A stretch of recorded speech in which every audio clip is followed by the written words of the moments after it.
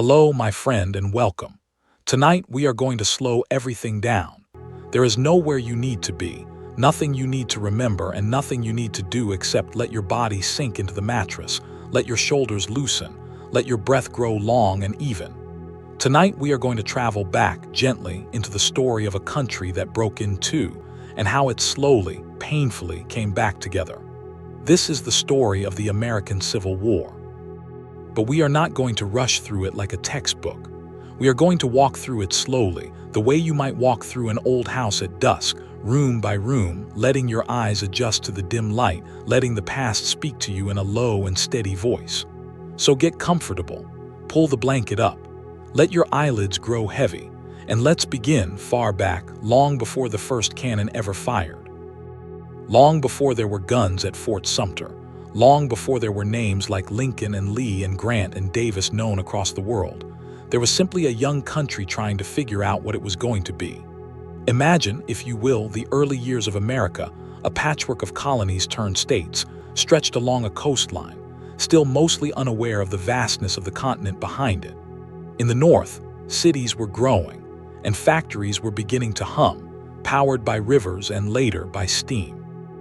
In the south, the land stretched wide and warm, given over to enormous plantations of cotton, tobacco, rice, and sugar. And undergirding all of that southern wealth, quietly, brutally, was a system of slavery, a system that had been present since the earliest days of colonial settlement, but which had grown by the early 1800s into something enormous and entrenched, an economy and a culture built upon the forced, unpaid labor of millions of human beings who had been kidnapped or born into bondage and who were treated by law as property rather than people. You can close your eyes now if you like and just listen. You don't need to hold on to every name or every date. Just let the shape of the story wash over you like a slow tide coming in. As the country grew, as new territories opened up to the west, a question kept surfacing again and again. An uncomfortable, unavoidable question.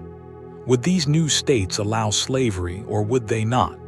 At first, the country tried to answer this question with careful, delicate compromises. In 1820, there was the Missouri Compromise, a kind of national agreement that tried to keep a fragile balance between free states and slave states, admitting Missouri as a slave state and Maine as a free state at the same time, and drawing an imaginary line across the western territories, a line above which slavery would not be allowed and below which it would. For a while, this held things together.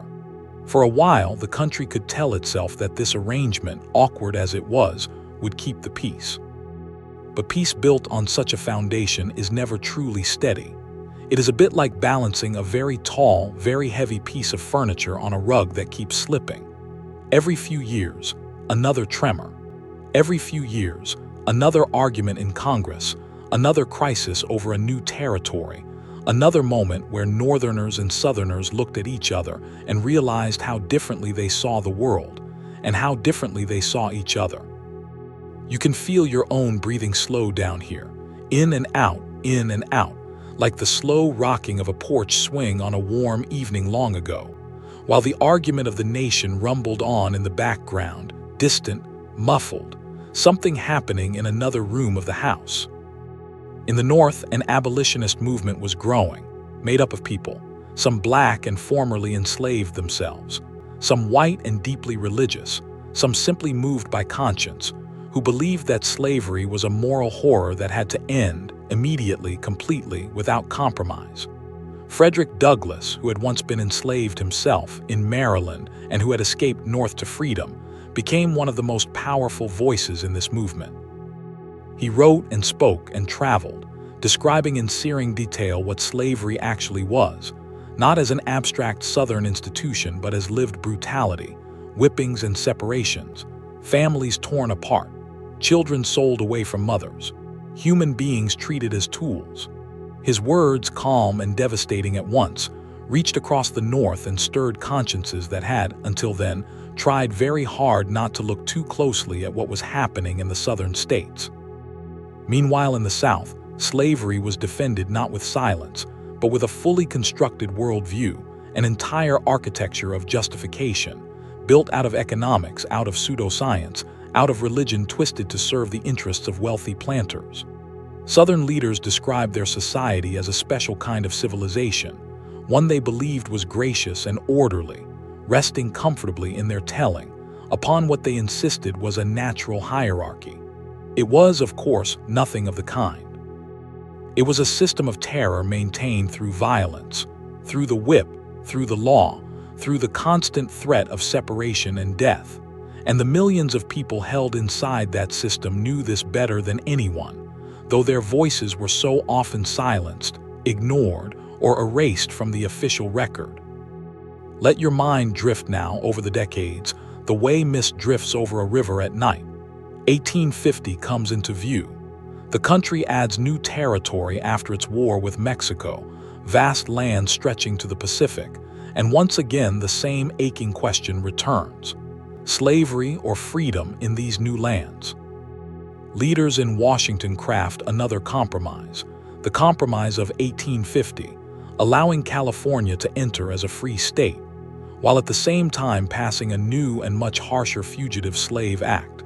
a law that required ordinary citizens, even in free states, even in the North, to assist in the capture and return of enslaved people who had escaped and were trying to build free lives. Imagine the anger this stirred in northern towns, watching federal marshals, sometimes with the help of local officials, seize a man or woman who had lived quietly and freely for years and send them back into bondage.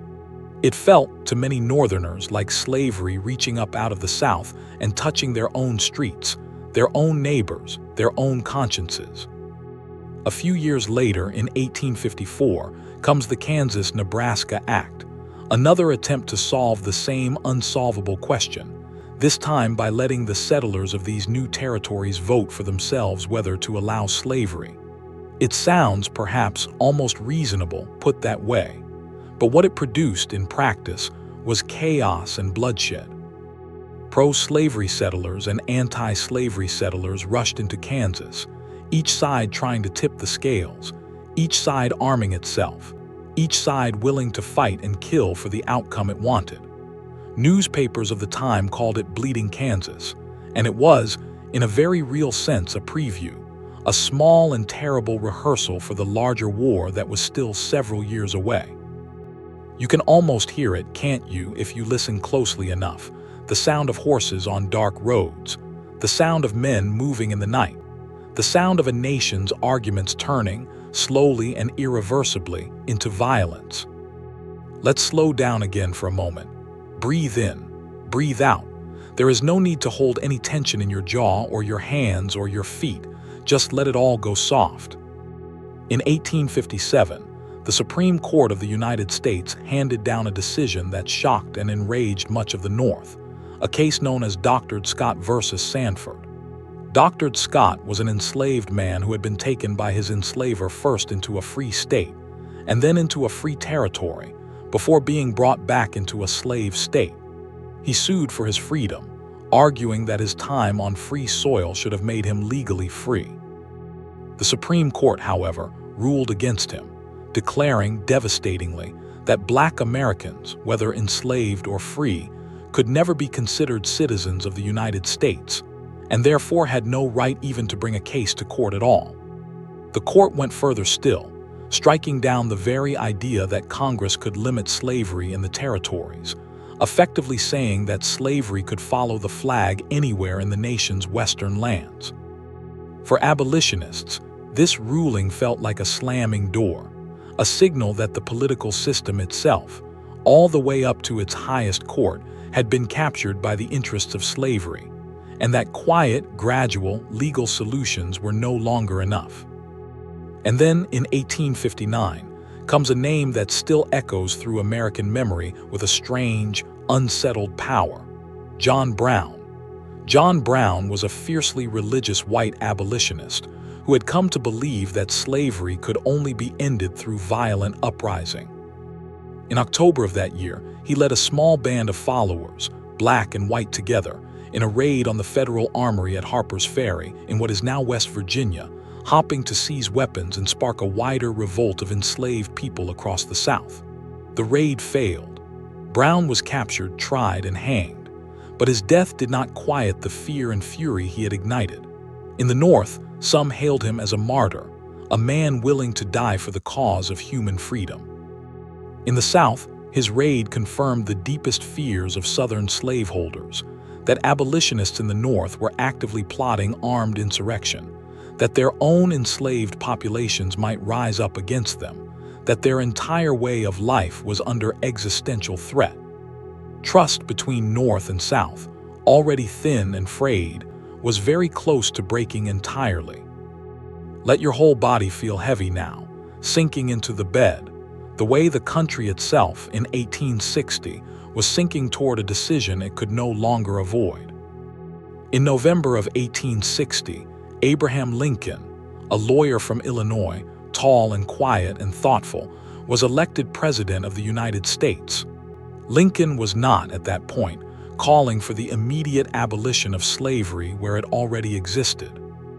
He was, however, firmly opposed to its expansion into new territories, and Southern slaveholders understood correctly that a Republican president opposed to slavery's growth spelled the eventual, long-term doom of their entire economic and social system. Within weeks of Lincoln's election, before he had even taken office, South Carolina declared that it was seceding from the United States, dissolving its bond with the federal union.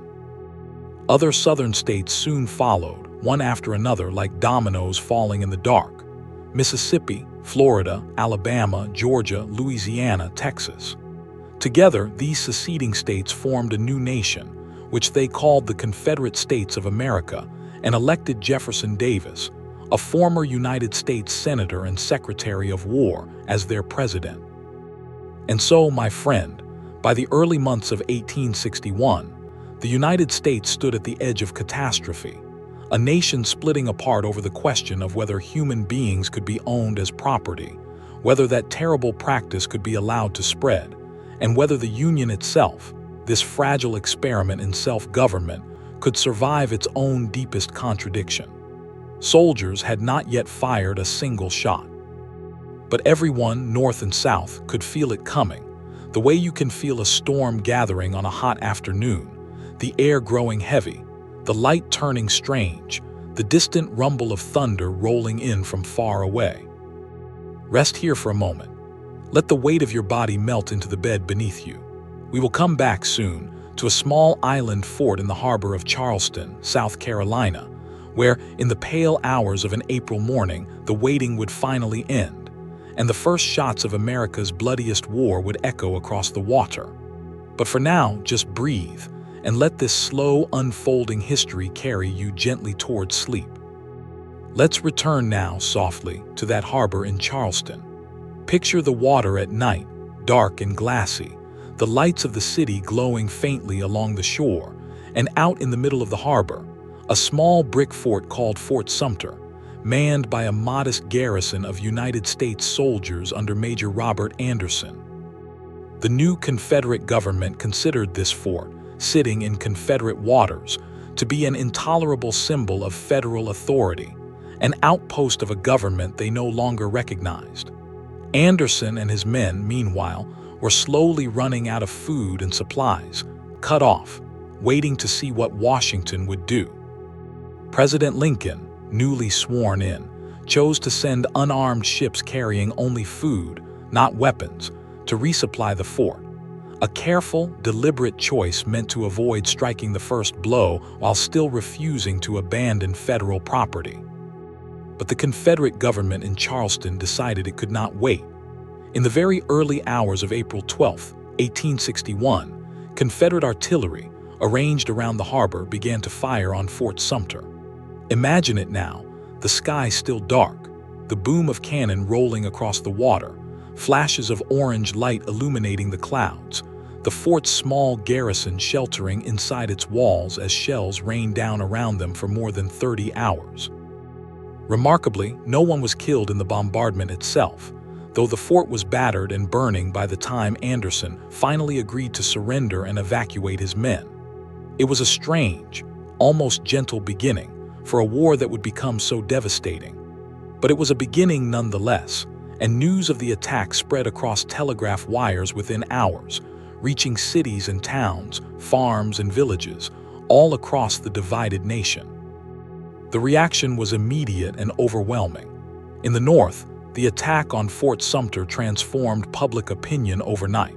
Where there had been hesitation, uncertainty, even sympathy in some quarters for allowing the Southern states to leave in peace, there was now anger and a surge of patriotic resolve. President Lincoln called for 75,000 volunteers to suppress what he called an insurrection, and men rushed to enlist in astonishing numbers, marching through the streets of northern cities to the sound of drums and cheering crowds,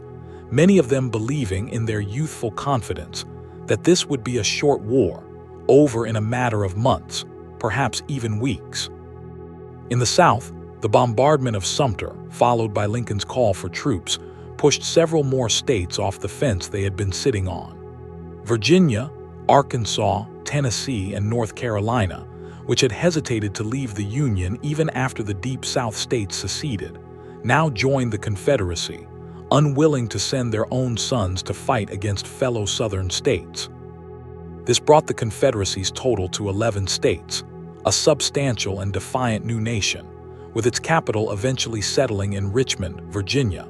uncomfortably close, as it would turn out, to the Union capital in Washington, D.C. Meanwhile,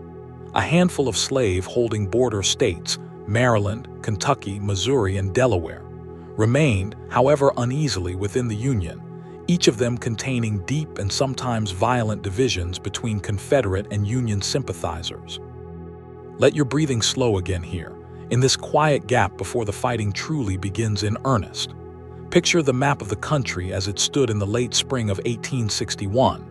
a great jagged line running roughly along the northern edge of the seceded states, dividing what people were already beginning to call the Union in the north from the Confederacy in the south. Both sides began, with tremendous energy, to raise armies almost from nothing. The United States Army before the war had been a tiny professional force, scattered across frontier outposts, numbering only around 16,000 men. Now, almost overnight, hundreds of thousands of volunteers, farmers and clerks, schoolteachers and blacksmiths were pouring into hastily built training camps, learning to march in formation, learning to load and fire muskets, learning the strange new rhythms of military life. Many of the men who would rise to lead these armies on both sides had known each other for years before the war, having trained together at the United States Military Academy at West Point, having served together in the Mexican-American War a decade earlier. It is one of the strange, sad intimacies of this conflict that men who had once been comrades and classmates now found themselves preparing to face each other across battlefields. Robert E. Lee, a brilliant and highly respected officer from Virginia, was actually offered command of the Union Army by Lincoln's administration in the earliest days of the war. But when Virginia seceded, Lee felt he could not raise his sword against his home state, and so, with what he later described as great personal anguish, he resigned his United States commission and offered his services instead to the Confederacy, eventually rising to command its most famous army, the Army of Northern Virginia. Let yourself sink a little deeper into the pillow now. We are moving toward the summer of 1861, toward the first true battle of the war, a battle that would shatter, for both sides, any remaining illusion that this conflict would be brief or bloodless. In July of that year, eager Northern crowds and even eager members of Congress urged the Union Army to march quickly on Richmond and crush the rebellion in one swift blow. Union General Irvin McDowell, commanding a large but poorly trained force, advanced south from Washington toward a rail junction in Virginia near a small stream called Bull Run, close to the town of Manassas. Confederate forces under General Pierre Beauregard, soon reinforced by General Joseph Johnston's army, arriving unexpectedly by railroad, a novel and decisive use of the new technology of trains in warfare, gathered to meet them. On the morning of July 21st, spectators from Washington, including members of Congress and their families, actually rode out in carriages with picnic baskets to watch the battle unfold from a nearby hillside, expecting to witness a grand and decisive Union victory, almost as a form of entertainment. What they witnessed instead was chaos. The battle swayed back and forth through the day, until a Confederate brigade under General Thomas Jackson held its ground so stubbornly against Union assaults that a fellow officer, rallying his own wavering troops, shouted that Jackson was standing there like a stone wall. The name stuck, and Thomas Jackson became known from that day forward as Stonewall Jackson. By late afternoon, Confederate reinforcements arrived and struck the Union Army's flank, and the Union lines, made up mostly of raw, inexperienced volunteers, began to break and then to run. The retreat became a rout, soldiers and terrified picnicking spectators alike fleeing back toward Washington in a tangled, panicked crowd along the same roads.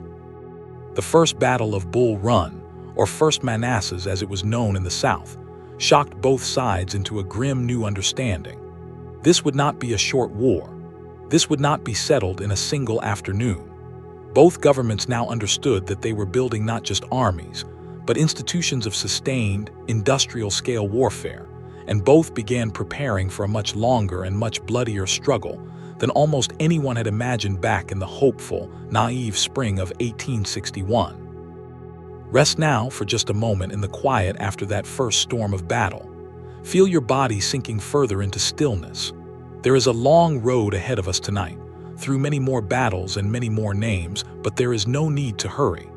We have all the time in the world, here in the dark, and I will be right here, speaking softly, guiding you gently through the rest of this long and sorrowful story. After the shock of Bull Run, both sides settled into the slow, grinding work of building real armies. In the North, a talented organizer named George McClellan took command of what became known as the Army of the Potomac, and he proved, in these early months, to be a masterful builder of military institutions, drilling his men endlessly, instilling discipline, raising morale, creating out of a mass of nervous volunteers something that finally looked like a proper army. But McClellan was also, as it would turn out, deeply cautious, almost pathologically reluctant to commit his beautifully trained army to battle, always convinced that the enemy in front of him was larger and stronger than it actually was. This caution would frustrate President Lincoln again and again over the following year, as McClellan hesitated, delayed, and moved with excruciating slowness even when circumstances seemed to favor bold action. Meanwhile, out in the Western theater of the war, a very different kind of commander was beginning to make a name for himself. Ulysses S. Grant, a quiet, unassuming man who had struggled with failure and drink in civilian life before the war, proved himself in the West to have a rare and terrible gift, a willingness to fight and fight again, and keep fighting, absorbing losses that would have made other generals retreat and pressing forward regardless. In February of 1862, Grant's forces captured Fort Henry and then Fort Donelson in Tennessee, key Confederate strongholds along the rivers that served as highways into the heart of the Confederacy. When the Confederate commander at Fort Donelson asked about surrender terms, Grant famously replied that no terms except unconditional and immediate surrender could be accepted, and the initials of his name, U.S. Grant, were said from then on to stand for unconditional surrender. Just a couple of months later, in April of 1862, Grant's army was nearly destroyed in a surprise attack near a small log church called Shiloh in Tennessee. Confederate forces struck at dawn, catching many Union soldiers still in their camps, some still eating breakfast, and drove them back toward the Tennessee River in a desperate, chaotic retreat. But Grant, rather than panicking, calmly reorganized his lines overnight, brought up reinforcements, and counterattacked the following morning, eventually driving the exhausted Confederate army from the field. The Battle of Shiloh produced a staggering number of casualties, more than had been seen in any battle in American history up to that point, and it forced both sides to confront, with growing horror, just how costly this war was going to be. Newspapers across the country printed long, grim lists of the dead and wounded, And for many families, this was the first true understanding that the war would touch nearly every town and household before it was through. Let your breathing settle again here, slow and even. In your mind, picture a quiet river valley in springtime, dogwood blossoms scattered on the ground, and try to hold both truths at once: the terrible violence of what happened there, and the deep, aching tenderness we can still feel, all these years later, for the young men, farm boys really, most of them, who lived and died in these fields so far from home. Back in the East, in the summer of 1862, McClellan finally moved his massive army of the Potomac toward Richmond in what became known as the Peninsula Campaign, approaching the Confederate capital from the southeast. For a while, it seemed as though the war in the East might end quickly after all, with Union forces closing in on Richmond itself. But Robert E. Lee, who had just taken command of the Confederate Army of Northern Virginia after the wounding of General Johnston, launched a series of aggressive counterattacks known as the 7 Days Battles, driving McClellan's army back away from Richmond despite suffering heavier casualties in the process. Lee's willingness to take bold risks, to attack even when outnumbered, would come to define his generalship throughout the war, and it earned him, very quickly, both the fear and the grudging respect of his Union opponents. Emboldened by this success, Lee decided to take the fight north, invading Maryland in September of 1862, hoping that a Confederate victory on Union soil might convince European powers, particularly Britain and France, to formally recognize the Confederacy and perhaps even intervene on its behalf. By a strange stroke of fortune, a copy of Lee's detailed battle plans, wrapped around a bundle of cigars, was discovered by Union soldiers in an abandoned campsite and passed up the chain of command to McClellan, giving the Union general extraordinary knowledge of his opponent's intentions. Even with this advantage, McClellan moved with his characteristic caution, giving Lee time to concentrate his scattered forces near a small creek by the town of Sharpsburg, Maryland, called Antietam. What followed on September 17, 1862, was the single bloodiest day in all of American military history, before or since. Wave after wave of Union attacks crashed against Confederate lines through cornfields, sunken farm roads that soldiers would later call Bloody Lane, and a stone bridge across Antietam Creek that Union soldiers had to storm again and again under withering fire. By the end of that single day, more than 22,000 men lay dead, wounded, or missing, a number almost impossible to comprehend, more American casualties in 12 hours than in the War of 1812, the Mexican-American War, and the Spanish-American War combined. The battle itself ended in a tactical draw, with Lee's battered army withdrawing back across the Potomac River into Virginia overnight. But because Lee retreated, the Union was able to claim Antietam as a strategic victory, and that claim would prove enormously consequential. Let your body rest heavy now against the sheets. President Lincoln had been waiting for exactly this kind of victory, however costly and incomplete, to take a step he had been quietly preparing for months. Just 5 days after Antietam, Lincoln issued the preliminary Emancipation Proclamation, announcing that as of January 1, 1863, all enslaved people in states still in rebellion against the United States would be declared free. It's worth pausing here softly to understand exactly what this document did and did not do. It did not free enslaved people in the border states that had remained loyal to the Union, nor in areas already under Union military control, because Lincoln's legal authority for the proclamation rested on his war powers as commander-in-chief, applicable only to enemy territory. But what it did do was transform the entire moral and political meaning of the war. No longer could the conflict be understood, in Europe or anywhere else, as simply a struggle over states' rights or federal authority. From this point forward, the Union war effort was unmistakably and permanently bound up with the cause of human freedom, and any hope the Confederacy had of winning formal recognition from Britain or France nations that had already abolished slavery in their own territories, effectively evaporated.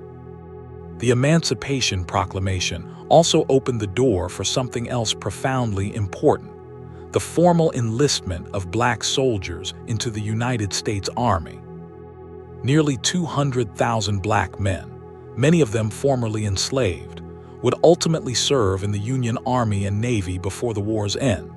fighting with extraordinary courage and often facing greater danger than their white counterparts, since Confederate policy threatened captured black soldiers with re-enslavement or execution rather than treatment as prisoners of war. Regiments like the 54th Massachusetts, made up of free black volunteers and led by a young white colonel named Robert Goode Shaw, would go on to distinguish themselves in fierce fighting, most famously in the assault on Fort Wagner in South Carolina, proving beyond doubt, to any who still doubted it, the courage and commitment of black soldiers fighting for their own freedom and the freedom of millions of others still held in bondage. Just let all of this settle now, like sediment slowly drifting down through still water. We are still only in the autumn of 1862, my friend, with more than 2 more long years of war still ahead. But you don't need to carry any of this tension in your body. Let your jaw unclench. Let your hands go soft and open. We will walk through the rest of this story together, slowly, gently, one quiet chapter of memory at a time. And somewhere along the way, I suspect, you will drift off entirely, carried along by the steady, unhurried rhythm of this old, sad, important story. After Antietam, President Lincoln, frustrated by McClellan's continued reluctance to pursue Lee's weakened army back into Virginia, finally removed him from command, replacing him with General Ambrose Burnside, a man who himself doubted his own fitness for such a large command. Burnside decided to move his army toward Fredericksburg, Virginia, hoping to cross the Rappahannock River quickly and push on toward Richmond before Lee could concentrate his forces to stop him. But delays in bringing up pontoon bridges gave Lee more than enough time to gather his army on the high ground behind the town, particularly along a ridge called Mary's Heights, protected by a long stone wall.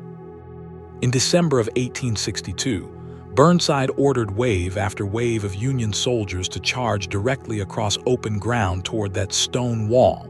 into withering rifle and artillery fire from Confederate soldiers who were, in places, standing 4 ranks deep behind the wall, able to fire almost continuously. It was, quite simply, a slaughter. Confederate soldiers watching the battle later said they felt something close to pity, watching brave men march forward again and again into fire that could not possibly be survived. By the end of the day,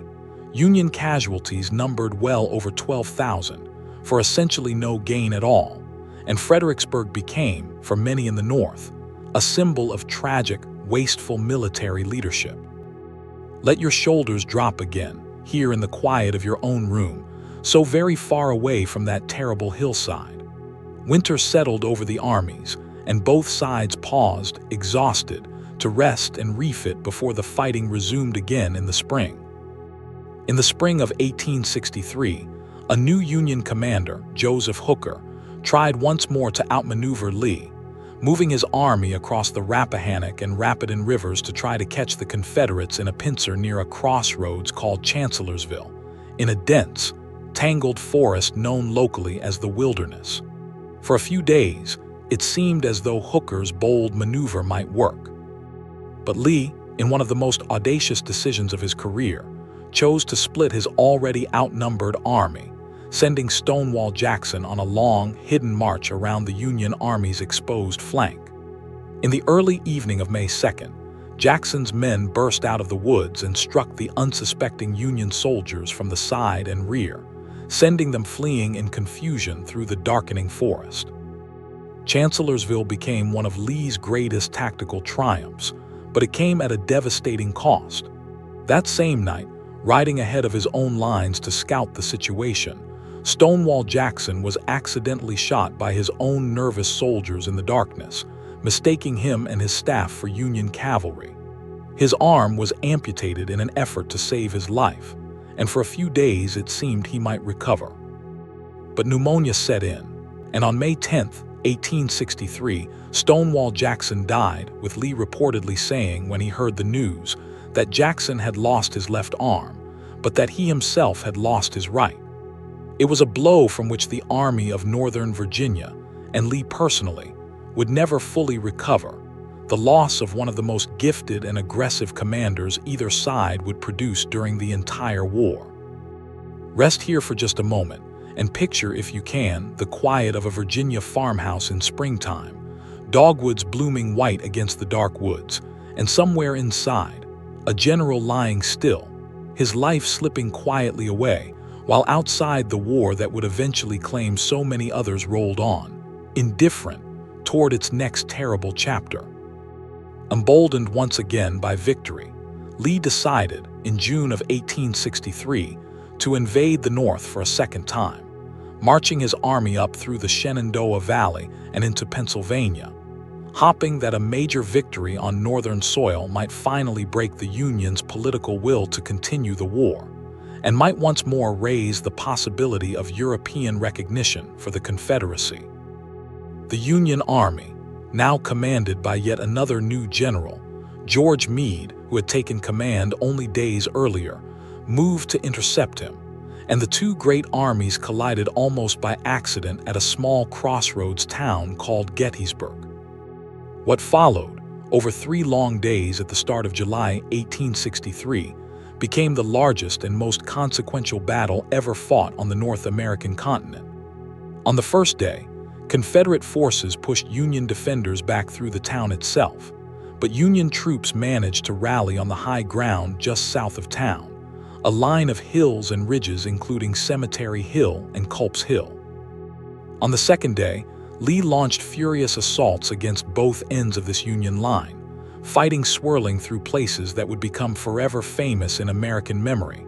a rocky hillside called Little Round Top, a wheat field, a peach orchard, a jumble of boulders called Devil's Den, each location soaked with blood by the day's end, and the Union line, though battered and bent, held firm.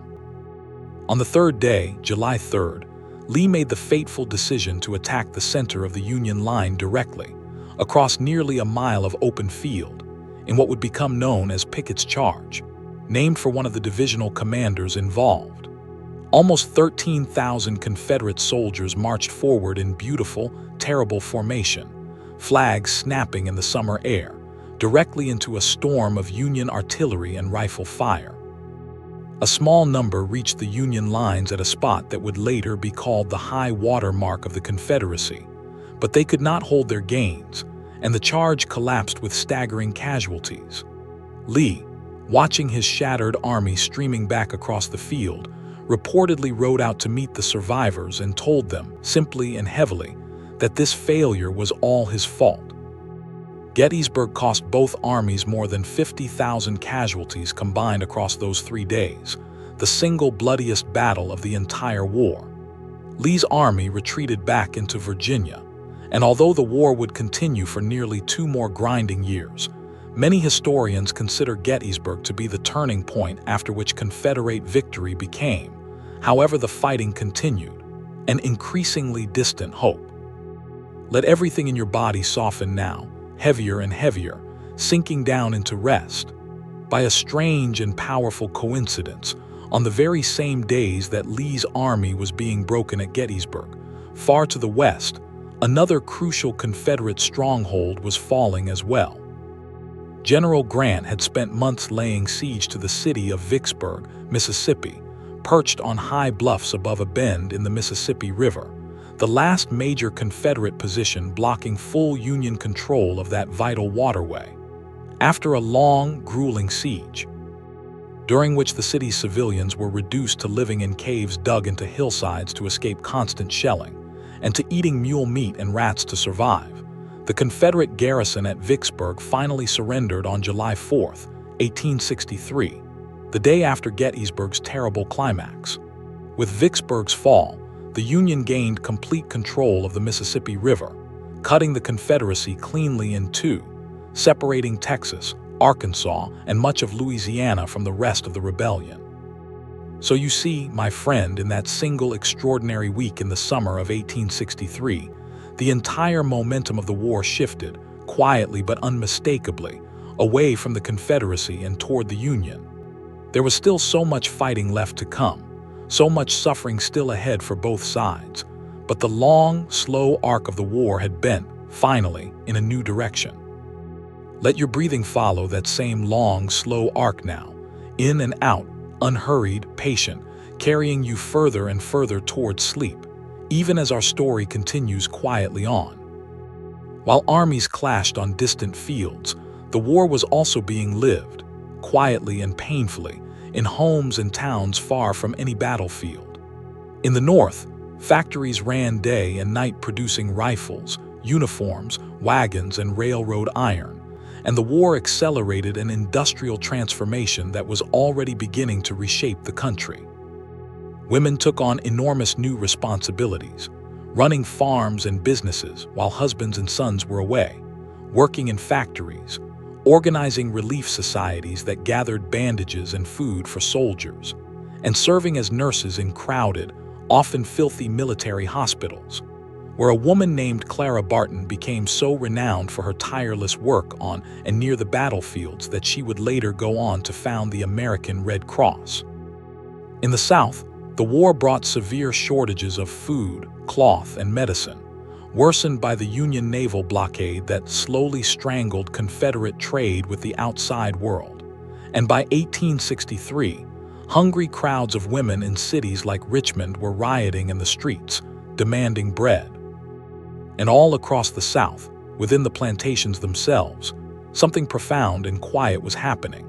As Union armies advanced deeper into Confederate territory, enslaved people began to seize the chances the chaos of war offered them, slipping away from plantations by the thousands, walking for miles at night, sometimes with entire families, toward the sound of Union guns, toward Union camps, seeking the freedom that no law yet fully recognized but that the advancing armies represented all the same. Many of these formerly enslaved people, called contraband by the Union military in the awkward early language of the time, went on to work for the Union Army as laborers, teamsters, and cooks, and eventually, as we've already heard, as soldiers themselves, actively fighting to destroy the very system that had once held them in bondage. Let your mind rest now on that image, tired families walking quietly through dark fields at night, moving toward a distant and uncertain freedom, guided only by starlight and hope, and the sound of a war being fought in part for their liberation. In the autumn of 1863, following the twin disasters of Gettysburg and Vicksburg, the Confederacy suffered another serious blow at Chattanooga, Tennessee, a vital rail hub in the mountains near the Georgia border. Confederate forces had trapped a Union army there after a battle at nearby Chickamauga, besieging the city and threatening to starve the trapped Union soldiers into surrender. But General Grant, freshly celebrated for his victory at Vicksburg, was brought east to take command of the situation, and in a series of dramatic battles fought on the steep slopes of Lookout Mountain and Missionary Ridge, Union forces broke the siege and sent the Confederate army retreating into Georgia. Grant's success at Chattanooga convinced President Lincoln that he had finally found a general willing to fight aggressively and see things through. And in March of 1864, Lincoln promoted Grant to command all Union armies, bringing him east to personally direct the fight against Lee in Virginia. Let your body settle deeper into stillness now, as we move into the grim, relentless final phase of the war. Grant understood something that earlier Union commanders had struggled to accept, that the Confederacy, with its smaller population and shrinking resources, could not sustain an endless war of attrition, even though such a war would be enormously costly in Union lives as well. Rather than retreating after setbacks, as previous commanders so often had, Grant resolved simply to keep moving forward, to keep pressing Lee's army without pause, trading blow for blow no matter the cost, until the Confederacy's capacity to resist was finally exhausted. In May of 1864, Grant's overland campaign began, and it proved to be some of the most brutal, continuous fighting of the entire war. In the tangled, second-growth forest called the Wilderness, not far from where Chancellorsville had been fought a year earlier, Union and Confederate soldiers fought in near-total confusion among dense thickets, unable in places to even see the enemy they were firing at, and fire sparked by the fighting burned through the dry undergrowth, killing wounded men who could not crawl away in time. Rather than withdrawing after this brutal, inconclusive battle, as McClellan or Hooker might have, Grant simply ordered his army to move around Lee's flank and continue south. And when his exhausted soldiers realized they were advancing rather than retreating, many of them reportedly cheered in the darkness, understanding instinctively that something had changed in how this war was being fought. The fighting continued at a place called Spotsylvania Courthouse, where soldiers fought for 18 straight hours in pouring rain at a horseshoe-shaped position that came to be called the Bloody Angle, men so close together in places that they stabbed each other with bayonets across the top of earthen fortifications. And the sound of gunfire was so continuous that it reportedly cut down entire trees. Then came Cold Harbor in June, where Grant ordered a direct frontal assault against heavily fortified Confederate positions, an assault that cost thousands of Union casualties within the space of about 20 minutes, a decision Grant himself would later say he deeply regretted. And still, despite the horrific cost of this campaign, Grant kept pressing south and east, maneuvering his army toward the vital rail and supply center of Petersburg, Virginia, just south of Richmond. Rest here for a while, my friend. Feel the weight of your eyelids heavy now, the way the whole nation felt heavy under the weight of this endless, grinding spring of 1864. When Grant's forces reached Petersburg in June, they found it too strongly defended to take by direct assault, and so began a siege that would stretch on, month after month, through the summer, the autumn, the winter, and into the following spring, soldiers on both sides living in trenches not unlike those that would later become infamous in wars of the following century, enduring disease, boredom, and sudden, deadly bursts of violence in almost equal measure. Meanwhile, far to the south, another Union army under General William Tecumseh Sherman had been advancing through Georgia, fighting a long campaign of maneuver against Confederate forces defending Atlanta. In September of 1864, after months of hard fighting, Sherman's forces finally captured Atlanta, a vital Confederate manufacturing and rail center, and the news arrived in the North at a critical political moment. President Lincoln was facing re-election that autumn against a Democratic opponent, his own former General George McClellan, running on a platform that many feared would seek a negotiated peace with the Confederacy, potentially allowing slavery to survive and the Union to remain permanently divided. The fall of Atlanta, arriving just weeks before the election, gave Northern voters renewed confidence that the war effort was finally succeeding, and Lincoln was re-elected by a comfortable margin, ensuring that the war, and the cause of emancipation bound up within it, would continue to its conclusion rather than ending in compromise. After taking Atlanta, Sherman made a decision that would become one of the most famous and controversial of the entire war. Rather than chasing the retreating Confederate army further, he decided to cut his own supply lines entirely and march his army straight across Georgia toward the port city of Savannah, living off the land as he went, and deliberately destroying railroads, factories, warehouses, and any other resources that could sustain the Confederate war effort. This campaign, known ever since as Sherman's March to the Sea, brought the hard reality of total war directly to Southern civilians in a way they had not yet fully experienced. Union soldiers stripping farms of livestock and food, burning barns and cotton gins, tearing up railroad tracks and heating the iron rails until they could be twisted, uselessly, around tree trunks in shapes that soldiers wryly called Sherman's neckties. Let your whole body feel loose and heavy now, sinking further into rest. Sherman reached Savannah in December of 1864, presenting the city to President Lincoln, as he wrote in a telegram as a Christmas gift. From there, Sherman turned his army north into South Carolina, the state where secession had begun,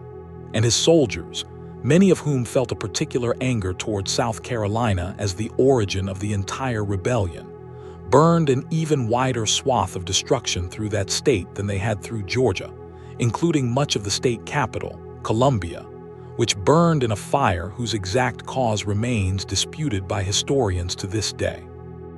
By the winter of 1865, the Confederacy was collapsing under the combined weight of these relentless pressures, its armies shrinking through casualties and desertion,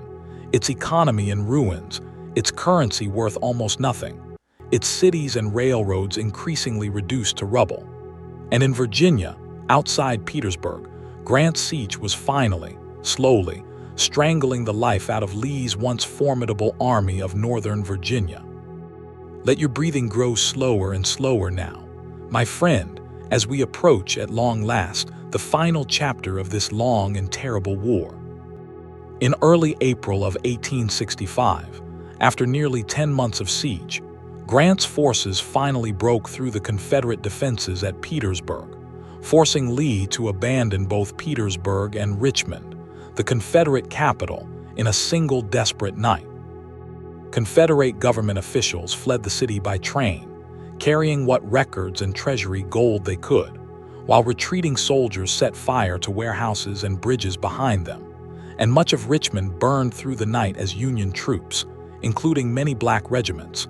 marched into the city the following morning to the astonished, joyful welcome of the city's enslaved and formerly enslaved population, who understood, immediately and completely, exactly what this moment meant for their own lives and futures. Lee's army, reduced now to a fraction of its former strength, hungry and exhausted, tried to escape westward, hopping to link up with other Confederate forces still in the field. But Grant's larger, better supplied army pursued relentlessly, cutting off escape routes and blocking Lee's path at every turn. By April 8th, Lee's army was surrounded near a small Virginia village called Appomattox Courthouse, with no food, no real hope of escape, and no realistic path to continuing the fight. That evening, Lee reportedly told his officers that there was nothing left for him to do but go and see General Grant,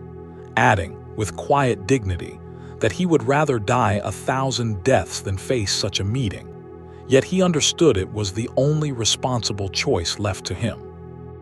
On April 9, 1865, in the parlor of a private home in Appomattox Courthouse, Robert E. Lee formally surrendered the Army of Northern Virginia to Ulysses S. Grant. The terms Grant offered were remarkably generous, reflecting Lincoln's own wishes for a swift and merciful peace, allowing Confederate soldiers to return home without punishment simply by laying down their arms and agreeing not to take them up again, and even allowing men who owned their own horses or mules to keep them for the spring planting that would be needed to feed their families. When news of the surrender spread through the Union camps, soldiers began to fire celebratory artillery salutes, but Grant quickly ordered them to stop, saying simply that the war was over. The Confederates were now their countrymen again, and this was no time for celebration at their expense. Let your body feel this moment, my friend, this strange, quiet mixture of relief and grief and exhaustion. 4 years of unimaginable bloodshed ending not in a great final battle, but in a small parlor, 2 tired generals speaking quietly to one another, one of them former enemies who had actually served together, briefly, many years before in Mexico. Word of Lee's surrender spread quickly across the country over the following days, and although scattered Confederate forces elsewhere would not lay down their arms for several more weeks, the surrender at Appomattox is remembered rightly as the effective end of the Civil War. But the story does not end there in peace, not quite yet. Just 5 days after Appomattox, on the evening of April 14, 1865, President Lincoln went to Ford's Theater in Washington to see a play, hopping for a rare evening of relaxation after 4 years of almost unbearable strain. During the third act, A well-known actor and Confederate sympathizer named John Wilkes Booth slipped into the president's private box and shot Lincoln in the back of the head at close range, before leaping down onto the stage and escaping into the night, shouting a Latin phrase associated with tyrants meeting their end. Lincoln, mortally wounded, was carried across the street to a boarding house, where he died early the following morning, surrounded by members of his cabinet and his family, having never regained consciousness. Let your breathing stay slow and steady here, even as we sit with this heavy, sorrowful moment. The nation that had just begun to imagine peace was plunged instead into a fresh wave of shock and grief, an outpouring of mourning perhaps unmatched in American history to that point, as Lincoln's funeral train carried his body slowly across the country, from Washington back to his home in Springfield, Illinois, passing through city after city, where enormous crowds gathered silently along the tracks, day and night, simply to witness the train pass by. Booth himself was tracked down and killed in a Virginia barn less than 2 weeks later, and several of his co-conspirators were later tried and executed. But Lincoln's death left the enormous, unfinished work of reconstructing the nation to be carried out by other, far less capable hands. Let's rest here for a while together in this quiet, tender sorrow. The war had lasted 4 years, from that April morning at Fort Sumter to this other April evening at Ford's Theater, and in that time it had claimed the lives of more than 620,000 soldiers, by some more recent estimates perhaps as many as 750,000, a number so enormous that it exceeds American deaths in all other American wars combined, before or since. Entire towns lost nearly a generation of young men. Farms went untended. Families waited years, sometimes forever, for word of missing sons and brothers and husbands who simply never came home, their fates unknown, their bodies unrecovered, resting somewhere in unmarked graves scattered across battlefields whose names would haunt American memory for generations to come. And yet, out of all of this loss, something enormously important had also been achieved. Slavery, the terrible, foundational injustice that had built so much of the nation's early wealth and that had ultimately torn the country apart, was formally and permanently abolished by the 13th Amendment to the Constitution, ratified in December of 1865, just months after the war's end. 4 million people who had been held in bondage were, at last, legally free to search for family members who had been sold away in years past, free to choose their own names, free to marry, to worship, to move, to build lives of their own choosing, even as the deeper work of achieving true equality, true safety, true opportunity, would remain unfinished, contested, and painfully incomplete for generations still to come. Let your whole body settle now, heavy and warm, sinking into rest. In the years that followed, the nation entered a long and difficult period known as Reconstruction, attempting, imperfectly and often violently, to rebuild the South, to define what freedom and citizenship would actually mean for millions of formerly enslaved people, and to knit back together a union that had so recently torn itself apart. It was a period marked by real progress, Black Americans voting, holding office, building schools and churches and communities, and also by fierce, often violent resistance from those unwilling to accept the new order, a struggle whose echoes, honestly, my friend, can still be heard in America today, more than a century and a half later. But tonight is not the night to carry the weight of all that unfinished history. Tonight is simply for rest. We have walked together through the long, sorrowful arc of the Civil War, from its deep and tangled roots in the injustice of slavery,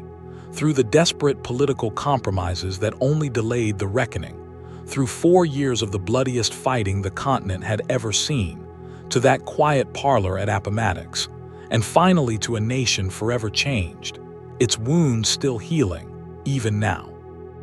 You've listened patiently, my friend, through all of it, and I hope that somewhere along the way, in the slow, unhurried rhythm of this story, your own mind has begun to loosen its grip on the day behind you and has started drifting, gently, towards sleep. Let's stay here a little longer, in this quiet space between history and dreaming. Picture, if you like, a spring morning in 1865, dogwoods blooming white across the Virginia hillsides, birds calling in trees that had so recently echoed with gunfire, and somewhere down a dusty road, a soldier walking home at last, his rifle left behind, his uniform worn thin, but his steps growing lighter with every mile that brings him closer to the people waiting for him. Let that image hold you now, safe and quiet, as your own body continues its slow, gentle descent into sleep. I'll stay here with you a little while longer, speaking softly, and whenever you're ready, whenever your eyes grow too heavy to keep open even a moment more, you can simply let go and rest. But if you're still here with me, my friend, still floating somewhere in that soft space between waking and sleep, let's linger a while longer, and let me tell you some of the quieter, smaller stories that live inside this larger one. The stories that don't always make it into the big sweeping accounts of battles and generals, but that matter just as much, maybe even more, in understanding what this war actually felt like to the people who lived through it. Let's drift, for instance, out onto the water, away from the muddy fields and forests we've been walking through, out to where the war was also being fought at sea. In March of 1862, two strange new kinds of ships met in Hampton Roads, Virginia, in a battle that changed naval warfare forever. The Confederacy had built an ironclad warship, the CSS Virginia, constructed on the hull of a scuttled Union frigate and covered in thick iron plating, and it had already devastated wooden Union ships in the harbor the day before, seemingly invulnerable to cannon fire. But the Union Navy had rushed its own ironclad to the scene overnight, a strange, low, flat vessel called the USS Monitor, built almost entirely below the waterline except for a single rotating iron turret. The two ironclads fought for hours, their cannonballs bouncing harmlessly off each other's armor, and the battle ended essentially in a draw. But it announced to the entire world that the age of wooden warships was over, and navies everywhere would spend the following decades redesigning their fleets around iron and steam.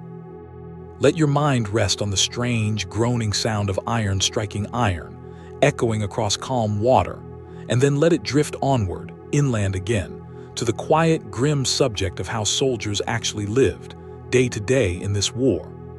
Life in an army camp was, for most soldiers, far less about the drama of battle and far more about the tedium and discomfort of waiting.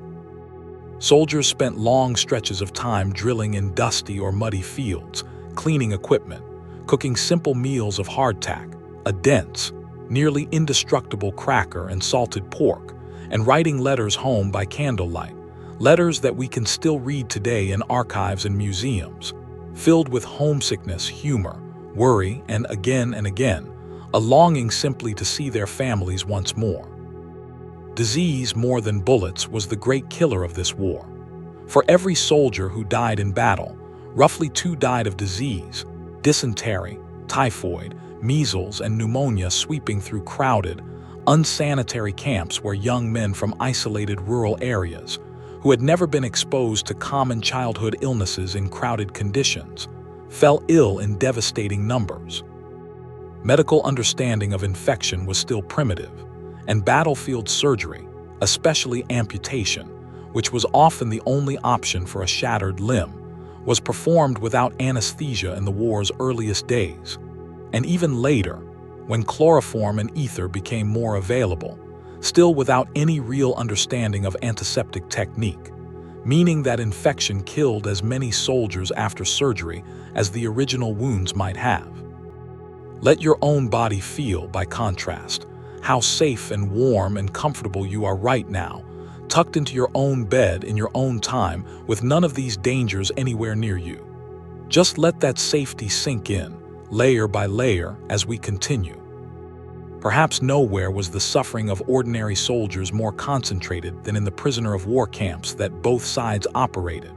often with grossly inadequate resources. The most infamous of these was Camp Sumter, near Andersonville, Georgia, a Confederate prison that held Union captives in a 16-acre open field enclosed by a tall wooden stockade, with no shelter provided at all beyond what prisoners could build themselves from scraps of blanket and wood. Overcrowded far beyond its intended capacity, with a single small creek serving as the only water source, quickly fouled by waste, Andersonville became a place of unimaginable suffering. Nearly 13,000 of the roughly 45,000 men held there over the course of the war, eventually dying of starvation, disease, and exposure. After the war, the camp's commander, Henry Wirz, was tried and executed, one of the very few Confederate officials to face such punishment, a case that remains debated by historians to this day regarding how much blame should fall on one man for a system failure rooted in the Confederacy's broader collapse and its refusal, for much of the war, to treat black Union soldiers as legitimate prisoners of war at all. Let your breathing find its rhythm again, slow and calm, and let's turn now toward gentler stories, stories of quiet courage that don't always make it into the grand narratives. Consider Harriet Tubman, who had already led dozens of enslaved people to freedom before the war even began, working as a conductor on what was known as the Underground Railroad, a secret network of safe houses and guides.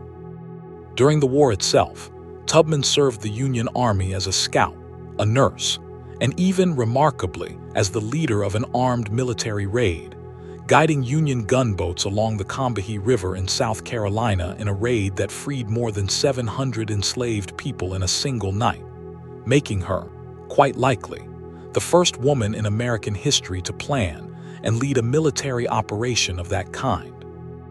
Or consider the story of women like Mary Edwards Walker, a physician who served as a Union Army surgeon, one of the very few women permitted to serve in a medical role that close to the front lines, and who was later awarded the Medal of Honor, the only woman ever to receive it. Or the many women on both sides who disguised themselves as men in order to enlist and fight alongside their brothers and husbands, their true identities in many cases only discovered when they were wounded and treated by Army surgeons, or in some cases never discovered at all until long after the war ended. Historians estimate that several hundred women fought, in disguise, in the ranks of both Union and Confederate armies, a quiet, largely hidden thread woven through the larger fabric of this history. Let all of this settle gently now, like snow falling silently outside a window. There is no need to remember every name, every detail. Just let the feeling of it wash over you. The immense, sprawling human drama of this war, played out not only by the famous generals and presidents whose names fill the history books, but by hundreds of thousands of ordinary people, soldiers and nurses, enslaved people seeking freedom, farm wives running households alone, children growing up too fast, all of them swept up together in this vast, sorrowful, transformative moment in their nation's life. Let's rest here for a while, breathing slowly, and in a little while, if you're still with me, we'll continue on, further still, into the difficult years that followed the war's end, and into the long, unfinished echo of all of this that still shapes the world you live in today. Let's drift back now, gently, to the western edges of this conflict, to places that often get overlooked in the grand retellings that focus so heavily on Virginia and Pennsylvania.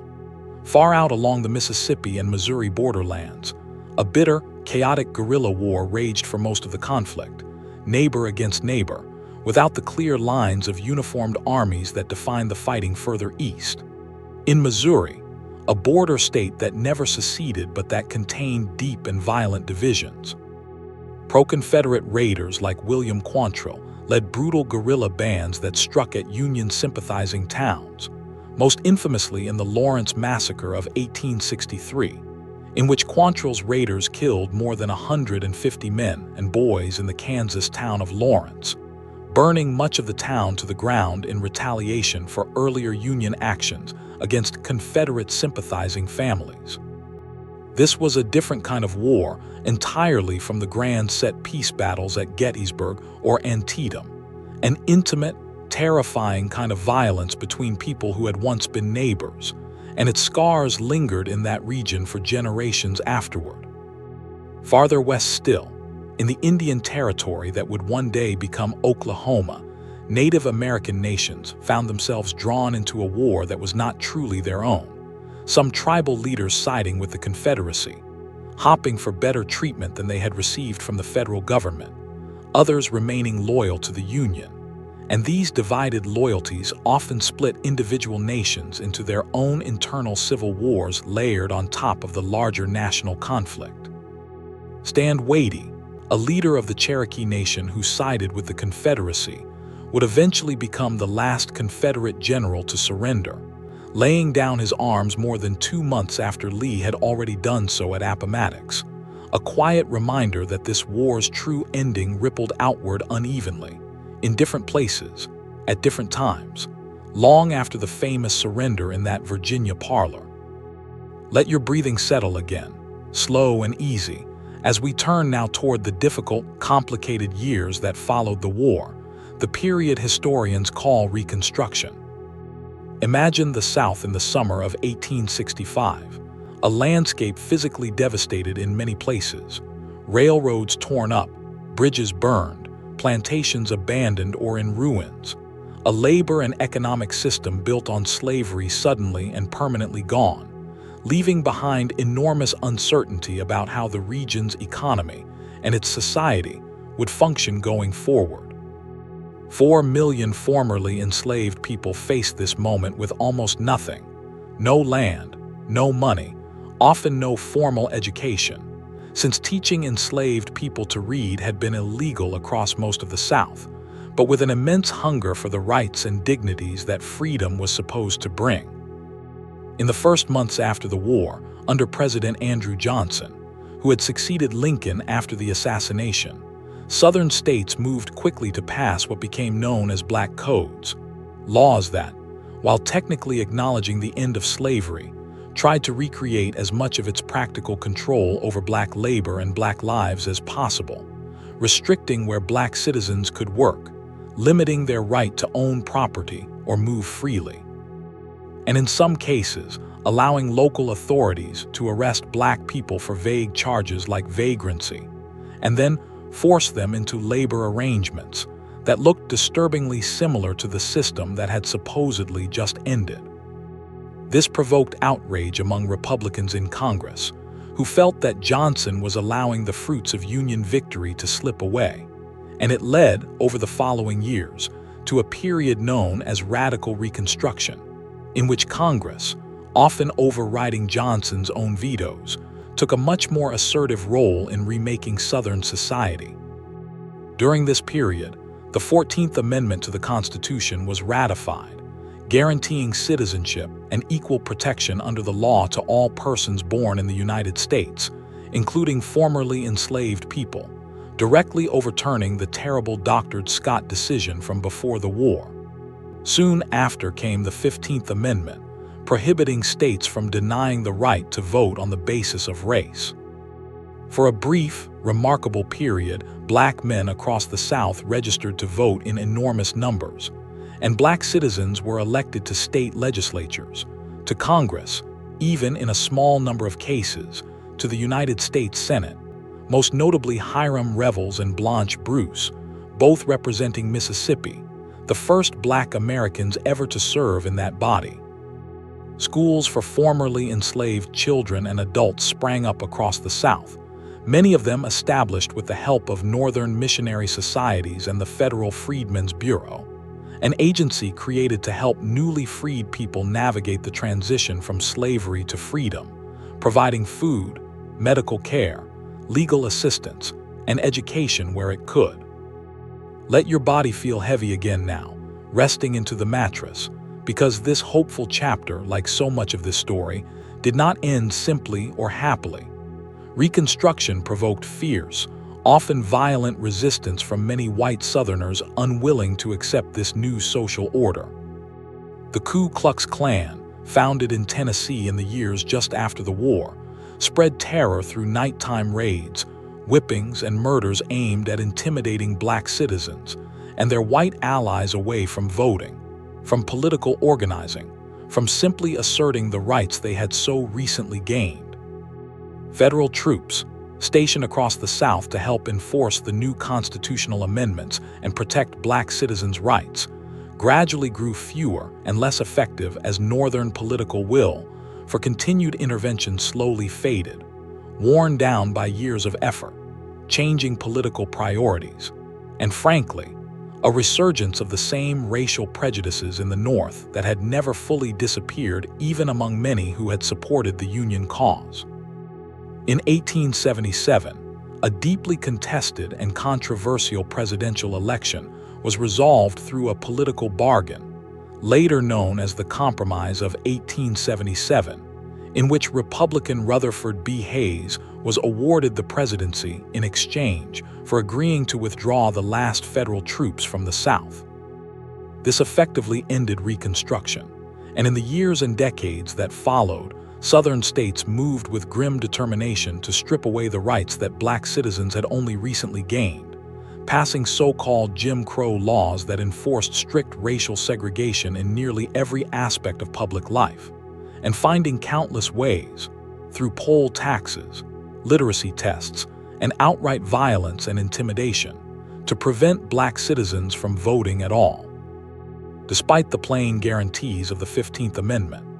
this system of legal segregation and disenfranchisement would remain firmly in place across much of the South for nearly a century,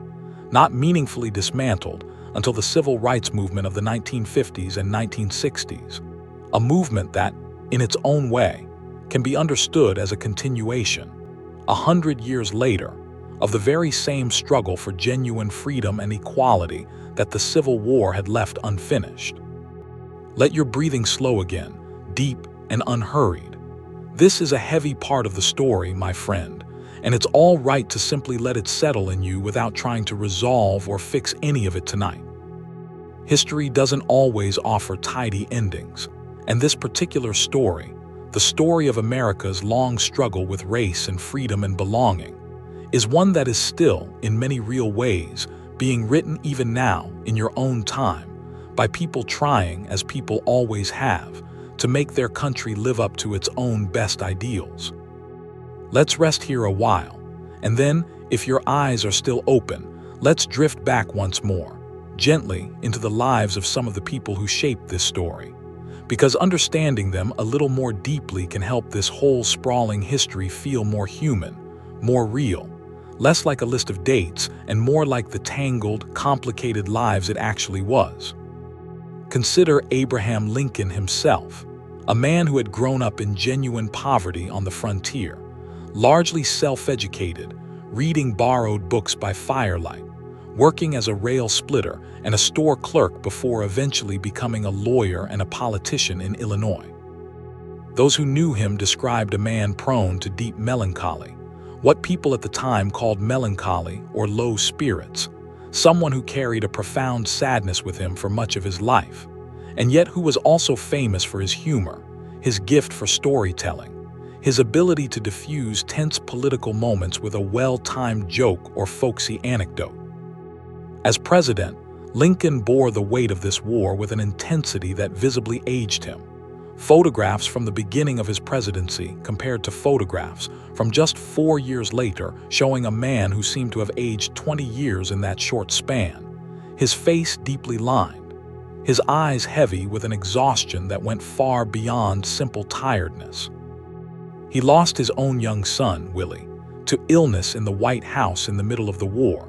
a private grief carried alongside the enormous public grief of a nation losing its sons by the hundreds of thousands, and those close to him said he never fully recovered from that loss. And yet through all of this, Lincoln's political skill, his patience, his willingness to grow and change his own views over the course of the war, particularly regarding slavery and the role of black soldiers, and his deep, abiding commitment to preserving the Union while also, eventually, insisting on the complete abolition of slavery, made him, in the eyes of most historians, one of the most consequential leaders in American history. His second inaugural address, delivered in March of 1865, just weeks before his death, remains one of the most remarkable speeches ever given by an American president, a brief, solemn meditation on the shared guilt of both North and South in the sin of slavery, ending with a call for malice toward none, and charity for all, words that called for a peace built not on vengeance but on healing, a vision that his own assassination, tragically, would leave others to try, imperfectly, to carry forward without him. Let your breathing soften again here, slow and even. Consider, too, Ulysses Grant, the quiet, unassuming man who had failed at nearly everything he tried in civilian life before the war, working at one point as a farmer, then a store clerk, struggling with debt and reportedly with alcohol, before the war gave him, almost by accident, the chance to demonstrate the strange, singular gift he possessed for command in the chaos of battle. After the war, Grant would go on to become President of the United States himself, serving 2 terms marked by real efforts to protect the rights of newly freed Black citizens in the South, even as his administration also struggled with corruption scandals among those around him. In his final years, dying slowly and painfully of throat cancer, Grant raced against time to complete his memoirs, in significant part to secure financial security for his family after his death. And the resulting book, written with real clarity and even a certain plain-spoken elegance, remains regarded as one of the finest memoirs ever written by an American president or general. And consider Robert E. Lee, the brilliant, aristocratic Virginian who had graduated near the top of his class at West Point, who had served with distinction in the Mexican-American War, and who chose, in the end, loyalty to his home state over loyalty to the nation he had served for decades, becoming the military symbol around which the entire Confederate cause rallied. After the war, Lee accepted the presidency of a small college in Virginia, encouraging reconciliation and discouraging the kind of bitter, unreconciled defiance that some other former Confederates continued to embrace, though he never renounced his belief that secession had been constitutionally justified, and he remained, for the rest of his relatively short post-war life, a deeply respected figure across the South. In the century and a half since his death, Lee's legacy has become the subject of intense, ongoing debate, as Americans continue to wrestle with how to remember a man of undeniable military skill and personal discipline, who nonetheless devoted that skill to defending a nation explicitly founded on the perpetuation of slavery, a debate that has played out, often quite visibly, in disputes over statues and memorials bearing his name and image in cities and towns across the country in recent years. Let all of this settle now gently, without any need to resolve the tensions or contradictions it contains. History is very rarely simple, my friend, and the people who live through great historical moments are very rarely simple either, capable of genuine courage and genuine cruelty, genuine wisdom and genuine blindness, sometimes within the very same life, the very same set of choices. Let's turn for a while to Jefferson Davis, the President of the Confederacy, a man who had served honorably in the United States Army and later as a United States Senator and Secretary of War, before becoming the leader of the rebellion against the government he had once served. Davis proved, by most historical accounts, to be a less effective wartime leader than Lincoln, prone to micromanaging his generals, slow to delegate authority, and never quite able to build the kind of broad political coalition that might have sustained Southern morale and unity through the war's most difficult years. After the Confederacy's collapse, Davis was captured while fleeing south, imprisoned for 2 years, though never formally tried for treason, and he spent much of the rest of his long life writing a lengthy, unapologetic defense of the Confederate cause, never expressing genuine regret for secession or for the system of slavery the Confederacy had been founded to protect. Let your body rest heavy now, sinking further into the bed beneath you. There is so much more we could explore together, so many other lives caught up in this vast history, ordinary soldiers whose diaries and letters still survive in archives, enslaved people whose own accounts of bondage and freedom were later collected and preserved, immigrants from Ireland and Germany who fought in large numbers for the Union, hopping to prove their loyalty to their new country. Free black communities in the North who organized and fought for the right to serve in a war that would determine the fate of millions of their enslaved brothers and sisters in the South. Each of these threads could fill an entire night's story on its own, and perhaps another time we will follow some of them further. But for tonight, let's let this larger tapestry rest gently in your mind as your body continues its slow, unhurried drift towards sleep. If you're still here with me, floating somewhere in that warm, drowsy space, let's drift a little further, back into 1861 and 1862, to a diplomatic crisis that could have changed the entire course of the war, and that most people, even those who know the war fairly well, have never heard much about. In November of 1861, a Union warship stopped a British mail steamer called the Trent on the high seas and forcibly removed 2 Confederate diplomats who were traveling to Britain and France to seek recognition and support for the Confederacy. This action, seizing men from a neutral British vessel, outraged the British government, which considered it a grave violation of maritime law and neutral rights. And for a tense few weeks that winter, it seemed entirely possible that Britain might actually enter the war on the Confederate side, or at least break relations with the United States entirely. Britain began moving troops toward Canada and preparing its navy for a possible conflict, and only careful, patient diplomacy, along with Lincoln's own calm insistence that the United States could not afford a second war on top of the one it was already fighting,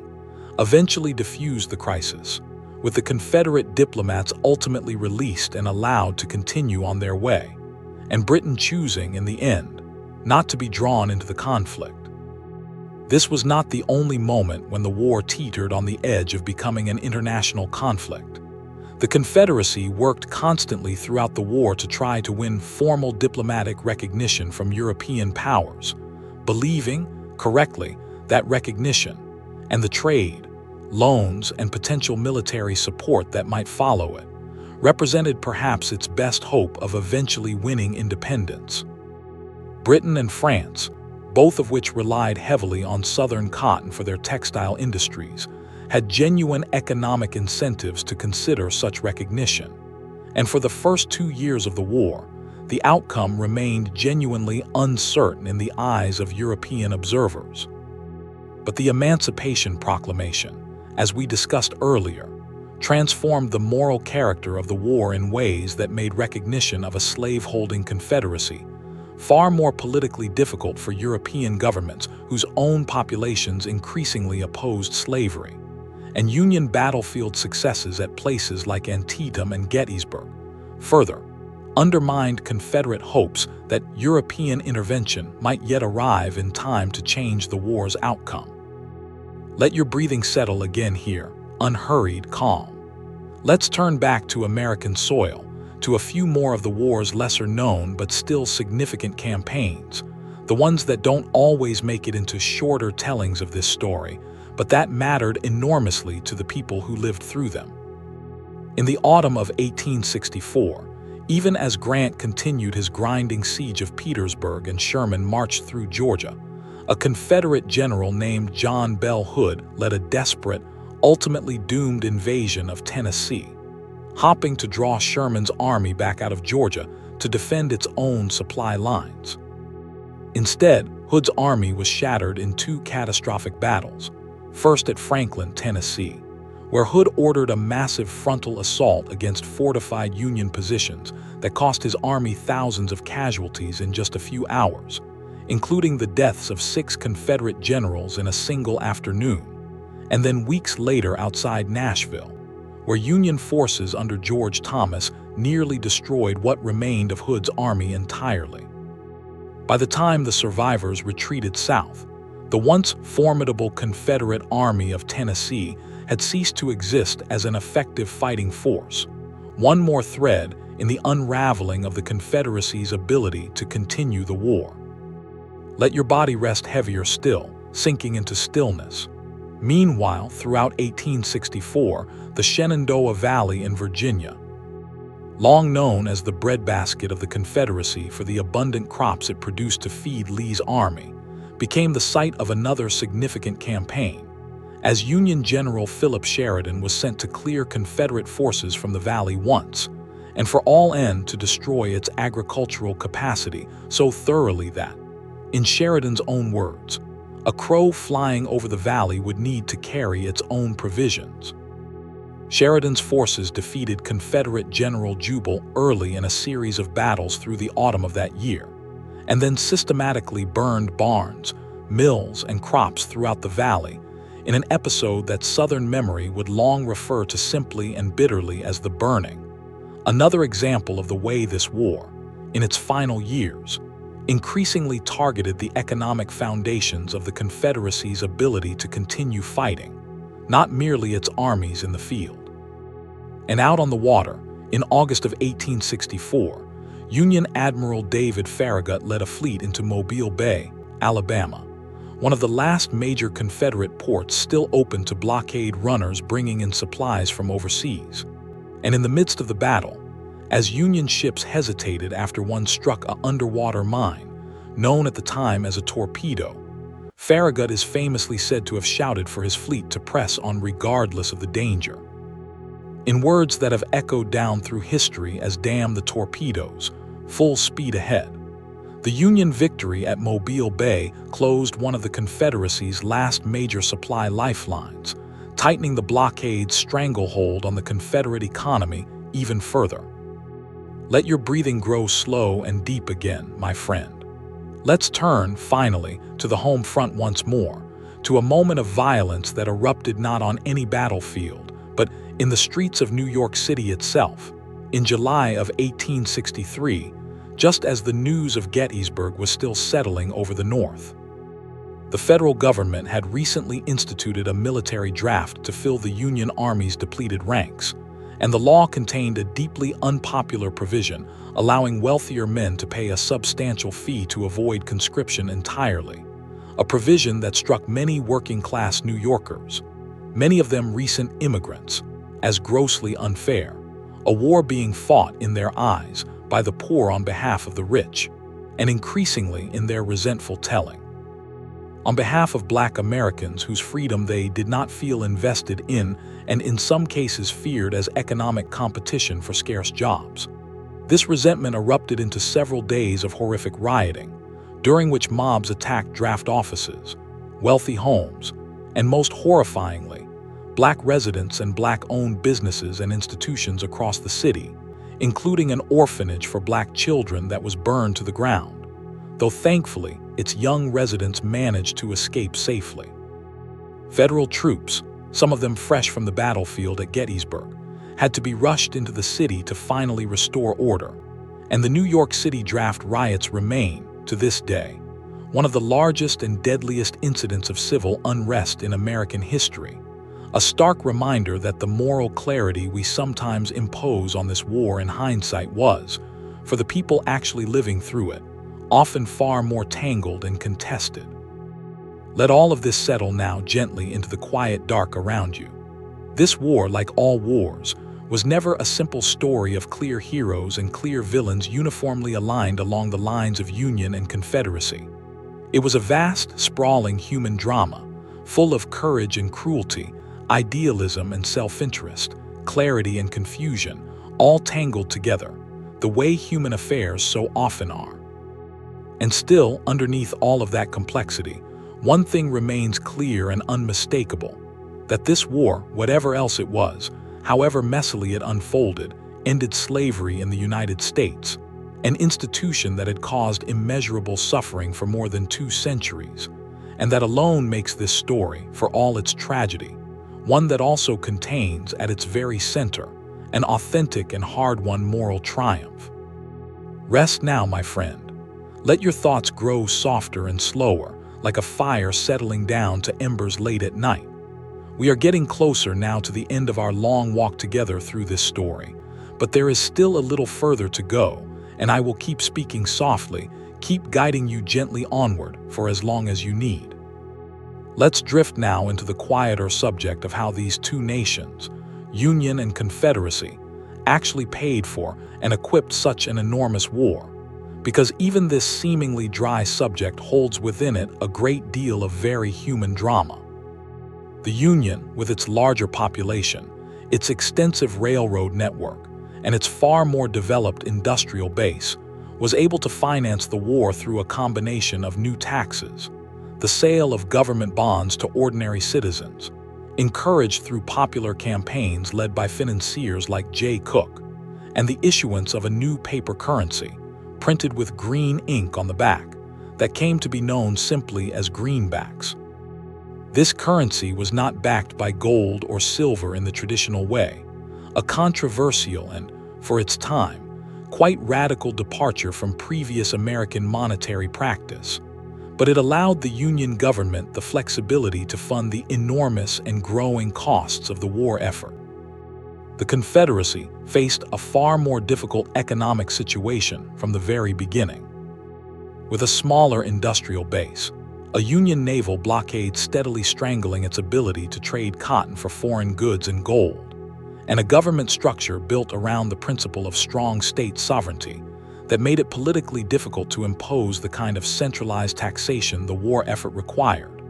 the Confederate government resorted increasingly to simply printing paper money without adequate backing, leading to runaway inflation that grew worse with every passing year of the war.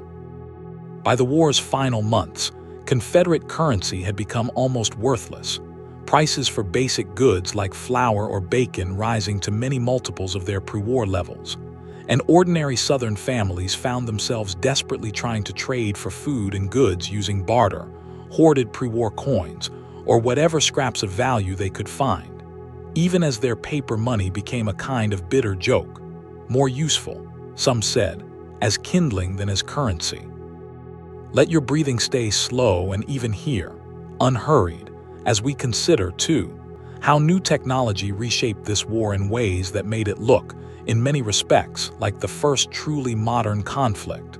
a preview of the industrial warfare that would define the following century. Railroads allowed both armies to move troops and supplies across vast distances at speeds unimaginable in earlier wars, and the ability to rapidly reinforce a threatened position by rail, as Confederate forces did before the First Battle of Bull Run, could dramatically shift the outcome of a campaign.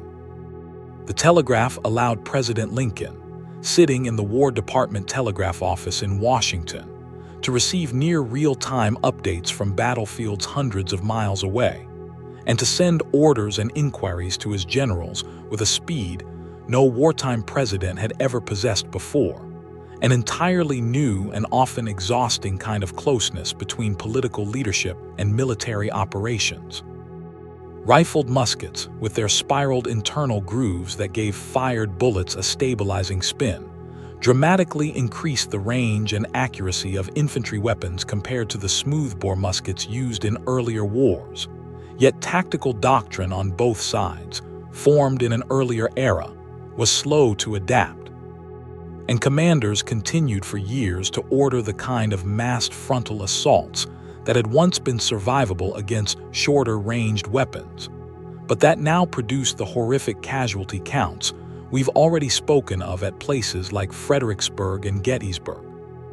And photography, still a young and cumbersome technology requiring long exposure times and portable darkrooms, allowed photographers like Matthew Brady and his many field assistants to capture, for the first time in any American war, unflinching images of the dead lying on actual battlefields, images that were displayed in galleries and reproduced in newspapers back home, bringing a grim visual reality of the war's cost directly into American parlors and public consciousness, in a way no previous conflict had ever allowed. Let your body settle deeper into rest now, heavy and warm. Let's turn, gently, to the world of espionage and intrigue that ran alongside the more visible drama of armies and battles. Rose O'Neal Greenhow, a well-connected Washington socialite with strong Confederate sympathies, used her access to political and military circles in the capital to pass valuable intelligence to Confederate commanders, reportedly including advance warning that contributed to the Confederate victory at the First Battle of Bull Run. Before she was eventually discovered, arrested, and imprisoned by Union authorities,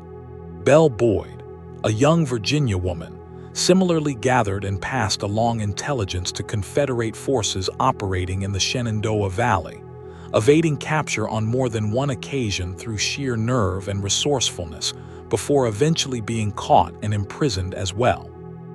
On the Union side, a formerly enslaved woman named Mary Elizabeth Bowser is believed, according to accounts passed down after the war, to have worked as a servant inside the Confederate White House itself in Richmond, secretly gathering intelligence for Union operatives while hiding in plain sight among the very household of Confederate President Jefferson Davis,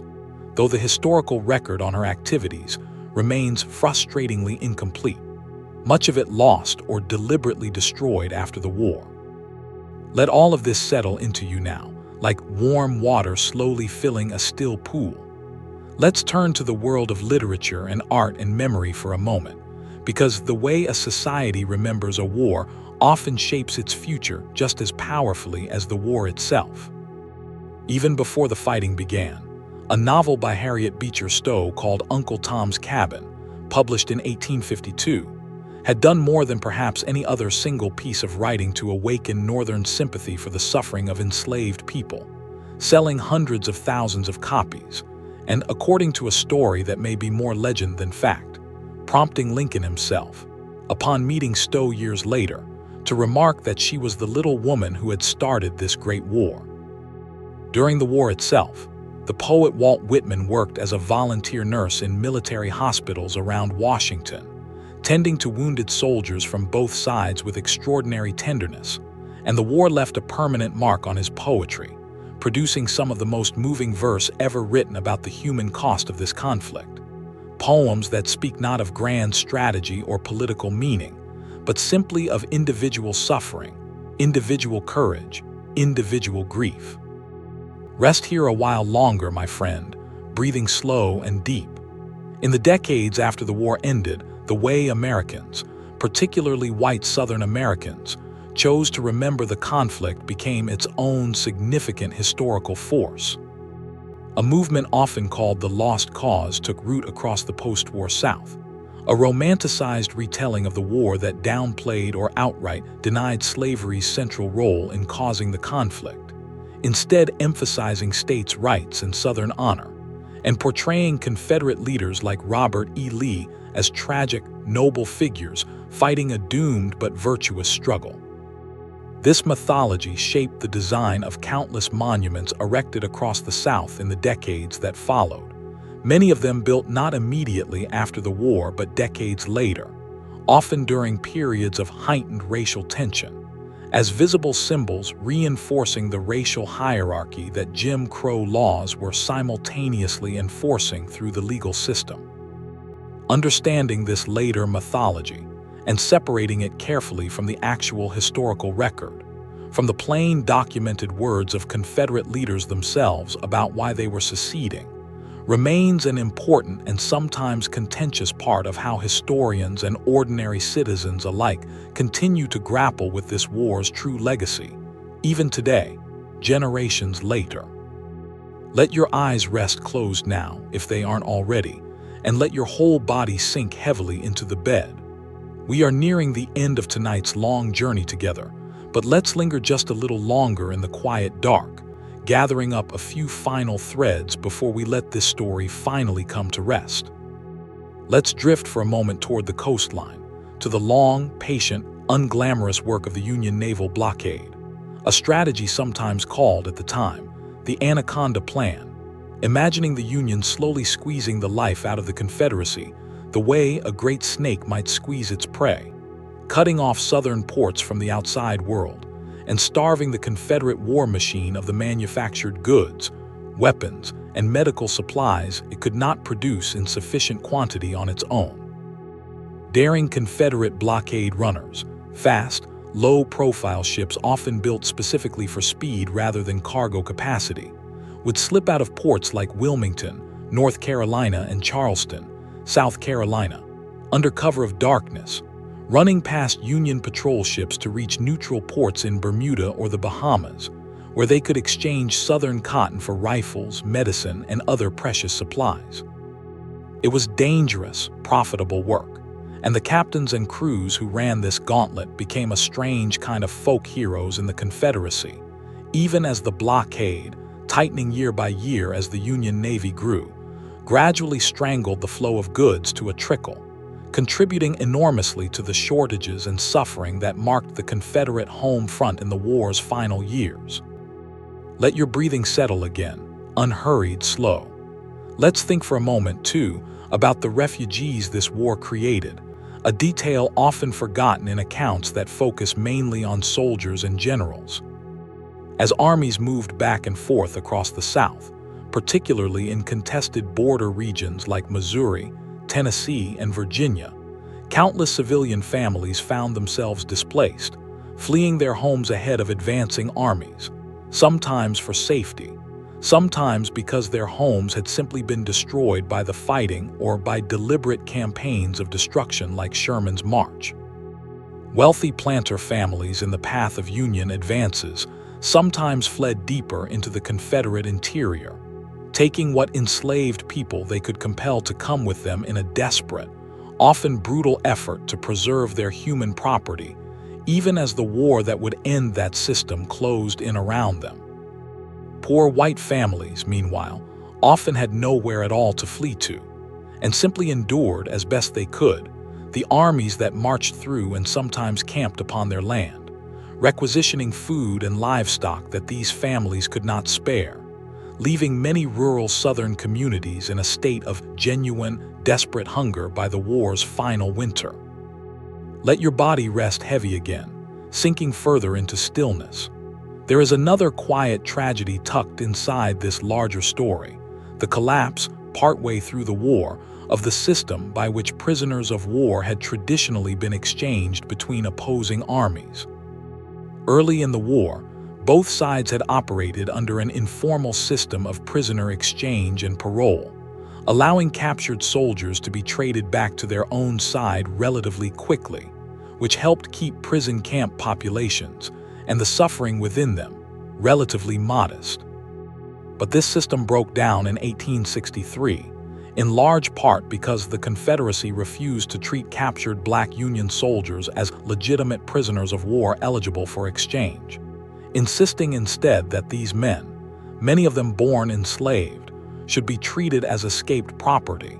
subject to re-enslavement or worse, a position the Union government, to its credit, refused to accept as a basis for continuing the exchange system. The tragic result was that prison camps on both sides swelled far beyond their intended capacity for the remainder of the war, contributing directly to the horrific suffering we spoke of earlier at places like Andersonville, and reminding us, once again, that even amid a war being fought in significant part over the humanity and freedom of Black Americans, that same racism continued to shape decisions in ways that cost thousands of additional lives on both sides before the war's end. Let your mind rest quietly now, and let's turn toward something gentler, the role that faith and religion played for so many soldiers and families living through this long, frightening war. Religious revivals swept through army camps on both sides at various points during the conflict, particularly through Lee's Army of Northern Virginia during the quieter winter months between campaigns, as young men facing daily the real possibility of sudden death turned, in remarkable numbers, toward prayer, toward scripture, toward the comfort of chaplains and camp meetings held by firelight. Families back home wrote letters filled with prayers for their soldiers' safety, and many soldiers carried small pocket testaments, worn soft from handling, into battle with them. Some of these very testaments surviving today in museum collections, sometimes still bearing the marks of the bullets they stopped, or failed to stop, on some long-forgotten afternoon. Let your eyes grow heavier now, my friend, as we drift toward the final images of this long story. In May of 1865, weeks after Lee's surrender and Lincoln's death, The Union armies that had fought so long and so hard gathered in Washington for what became known as the Grand Review of the Armies. 2 full days of marching, as tens of thousands of Union soldiers, Grant's veterans of the Overland Campaign and Sherman's veterans of the march through Georgia and the Carolinas, paraded down Pennsylvania Avenue past cheering crowds and a reviewing stand where the new President Andrew Johnson, General Grant, and other dignitaries watched the seemingly endless columns pass by. A final, triumphant, bittersweet display marking the end of the largest and most terrible war the nation had ever fought. And in the years that followed, in towns across both North and South, a new tradition began to take root, communities gathering each spring to decorate the graves of fallen soldiers with flowers, a practice that grew, gradually, into the holiday we now know as Memorial Day, a quiet, recurring reminder woven permanently into the American calendar of just how much this war had cost, and how important it remained, even as the years passed and the soldiers themselves grew old and gray, to remember. In the decades that followed, aging veterans from both Union and Confederate armies began meeting at reunions on the very battlefields where they had once tried to kill each other, most famously at Gettysburg itself, where in 1913, on the 50th anniversary of the battle, thousands of elderly veterans from both sides gathered together, some of them, according to accounts from that day, walking arm in arm across the same field where Pickett's charge had once shattered so many young lives. Old men now, shaking hands across the low stone wall at the high water mark, a strange, moving image of reconciliation that still could not, and perhaps should not, erase the deeper questions of justice and equality that the war's end had left unresolved for so many of their fellow countrymen. Let your whole body rest now, heavy and warm and still. We have walked together through so much of this long story tonight, my friend, from the deep roots of slavery and sectional division, through secession and the first shots at Fort Sumter, through 4 brutal years of battles whose names still echo through American memory, Shiloh, Antietam, Gettysburg, Vicksburg, the Wilderness, Atlanta, and finally to that quiet parlor at Appomattox, and the sorrowful, unfinished work of rebuilding a nation that followed. There is still more we could explore together, so much more. But for now, let's let this long, unhurried telling settle over you like a heavy quilt, and let your mind, finally, fully, drift free of it, floating off into whatever dreams await you tonight. And if you are still here, my friend, still drifting somewhere just above the surface of sleep, let's slow everything down even further and imagine together a few single, quiet lives caught up inside this enormous history, because sometimes the small, particular details of one imagined evening can carry more feeling than any long list of battles ever could. Imagine a young private, no more than 18, lying on his back in a peach orchard near a small log church called Shiloh, the fighting having moved past him, and on toward the river, the April air cool now that the sun has gone down, the sound of distant artillery rumbling on and off in the darkness like a storm that cannot quite decide whether to pass. He is thinking in this quiet, aching moment, not of glory, not of the Union or the cause he enlisted for so many months ago, but simply of his mother's kitchen, the smell of bread baking, the particular creak of the porch step outside his childhood home, and he closes his eyes and lets that memory, warm and small and complete, carry him gently through the long, cold night, whatever the morning may bring. Imagine, too,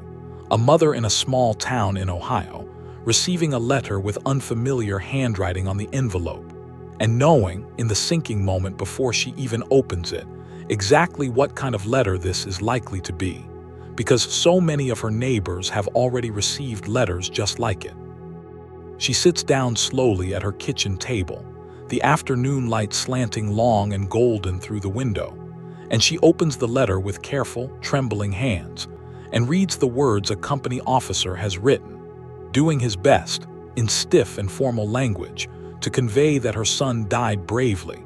that he did not suffer long, that his comrades have buried him with as much care and dignity as the circumstances of a battlefield allow. She will fold this letter and keep it for the rest of her long life in a small wooden box on her dresser, and she will take it out sometimes on quiet evenings, just to touch the paper her son's commanding officer once touched, in a place so far away she will never see it herself. Imagine, as well, a woman named Sarah, enslaved on a cotton plantation in Mississippi, who hears, through the quiet whispered network that carries news between enslaved communities faster and more reliably than any newspaper, that Union soldiers have been seen only a few days' walk to the north. She gathers her 2 children in the deep dark hours before dawn, taking almost nothing, because there is almost nothing that is truly hers to take, and she walks, all that day and into the night, staying off the main roads, moving through fields and along tree lines, her younger child asleep against her shoulder,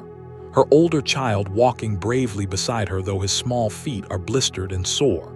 until at last, exhausted and trembling, she sees the campfires of a Union encampment glowing in the darkness ahead.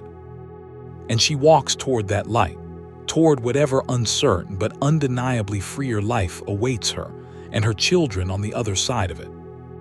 Imagine, too, a field hospital just behind the lines at Gettysburg, a converted barn lit by lanterns, the air thick with the smell of blood and chloroform, where a young nurse, barely more than a girl herself, moves quietly between rows of wounded men laid out on straw, offering water, offering a cool cloth for a fevered forehead, offering simply the quiet, steady presence of another human being in a place otherwise filled with pain. She has learned, in just a few short weeks of this terrible work, to keep her voice calm no matter what she sees, to hum old hymns softly under her breath as she works, because she has noticed that even badly wounded men seem to settle, seem to breathe a little easier, when there is a gentle human voice nearby, singing something familiar into the darkness. Let your own breathing settle now, into that same slow, steady rhythm, in and out, unhurried calm, the way that young nurses humming might have settled the men around her all those years ago. Let these small, imagined lives rest quietly in your mind, standing in for the hundreds of thousands of real lives, most of them unrecorded, most of them known only to the small circle of people who loved them, that were caught up together in this vast, sorrowful, transformative chapter of American history. Let's rest here a while, breathing slow, letting the weight of the day fully leave your body now. Your arms heavy, your legs heavy, your whole body sinking gently and completely into the surface beneath you. If your mind is still gently awake, still floating along with me, let's return once more to that terrible night at Ford's Theater, because the true story of that night is even larger and stranger than the single, devastating shot that killed President Lincoln. The plot against Lincoln, planned by John Wilkes Booth and a small circle of co-conspirators, was never meant to be an attack on the president alone. It was intended as a coordinated strike against the entire line of federal succession, all in a single night. While Booth made his way into Lincoln's box at the theater, another conspirator, a large and powerfully built man named Lewis Powell, forced his way into the home of Secretary of State William Seward, who was bedridden recovering from a serious carriage accident, and stabbed him repeatedly in the face and neck before being driven off by Seward's son and a male nurse who happened to be attending him that night. Seward survived, badly scarred, though the attack was horrifically violent, and a metal brace he had been wearing on his broken jaw from the earlier accident may have actually helped deflect some of the knife's force and saved his life. A third conspirator, assigned to kill Vice President Andrew Johnson at his hotel, lost his nerve entirely and fled the city without ever attempting the attack. And it was this failure, and Johnson's survival, that placed him, rather than someone else, in the presidency in the difficult, contentious years of Reconstruction that followed. Let your breathing stay slow and calm here, even as we sit with this dark, tangled night. In the days after the assassination, one of the largest manhunts in American history to that point stretched across Maryland and Virginia, as federal troops and detectives searched farms, barns, and swamps for Booth and his remaining accomplices. Booth, his leg broken in the leap from Lincoln's box down to the stage, was finally cornered in a tobacco barn on a Virginia farm on April 26th, less than 2 weeks after the assassination, and was shot, against orders that he be taken alive, by a Union sergeant who fired through gaps in the barn's wooden slats after the structure had been set ablaze to force the fugitives out. Several other conspirators were captured, tried before a military tribunal, and 4 of them, including a woman named Mary Surratt, who had kept the boarding house where the conspirators met to plan the assassination, were hanged in July of 1865, her execution remaining controversial to this day, given the thinner evidence connecting her directly to the plot compared to the other conspirators. Let all of this settle now, quietly, into the dark around you. Let's turn, gently, back toward a gentler thread, the story of the 54th Massachusetts Infantry, which we touched on earlier, because their story deserves just a little more of our attention tonight. This regiment, one of the first officially sanctioned black regiments raised in the North, was formed in early 1863, its ranks filled with free black men from across the northern states, including 2 sons of the famous abolitionist Frederick Douglass himself, who helped recruit for the regiment even as he grieved that his own sons would face such danger. Trained rigorously, in part because its soldiers and officers understood that the regiment's performance would be seen, fairly or not, as a test case for whether black soldiers could fight as effectively as white soldiers, a question that should never have needed answering, but that deeply prejudiced attitudes of the time insisted on asking anyway. In July of 1863, the regiment was ordered to lead a nearly impossible frontal assault against Fort Wagner, a heavily fortified Confederate position guarding the approach to Charleston Harbor, advancing across open, exposed ground into withering artillery and rifle fire. The assault failed to capture the fort, and Colonel Robert Goodshaw, the regiment's young white commander, was killed leading the charge, along with many dozens of his men. But the regiment's demonstrated courage under fire, reported widely in northern newspapers, played a significant role in shifting public opinion and encouraging the enlistment of many more black soldiers over the remaining years of the war. Let your body rest heavy again now, sinking further into stillness.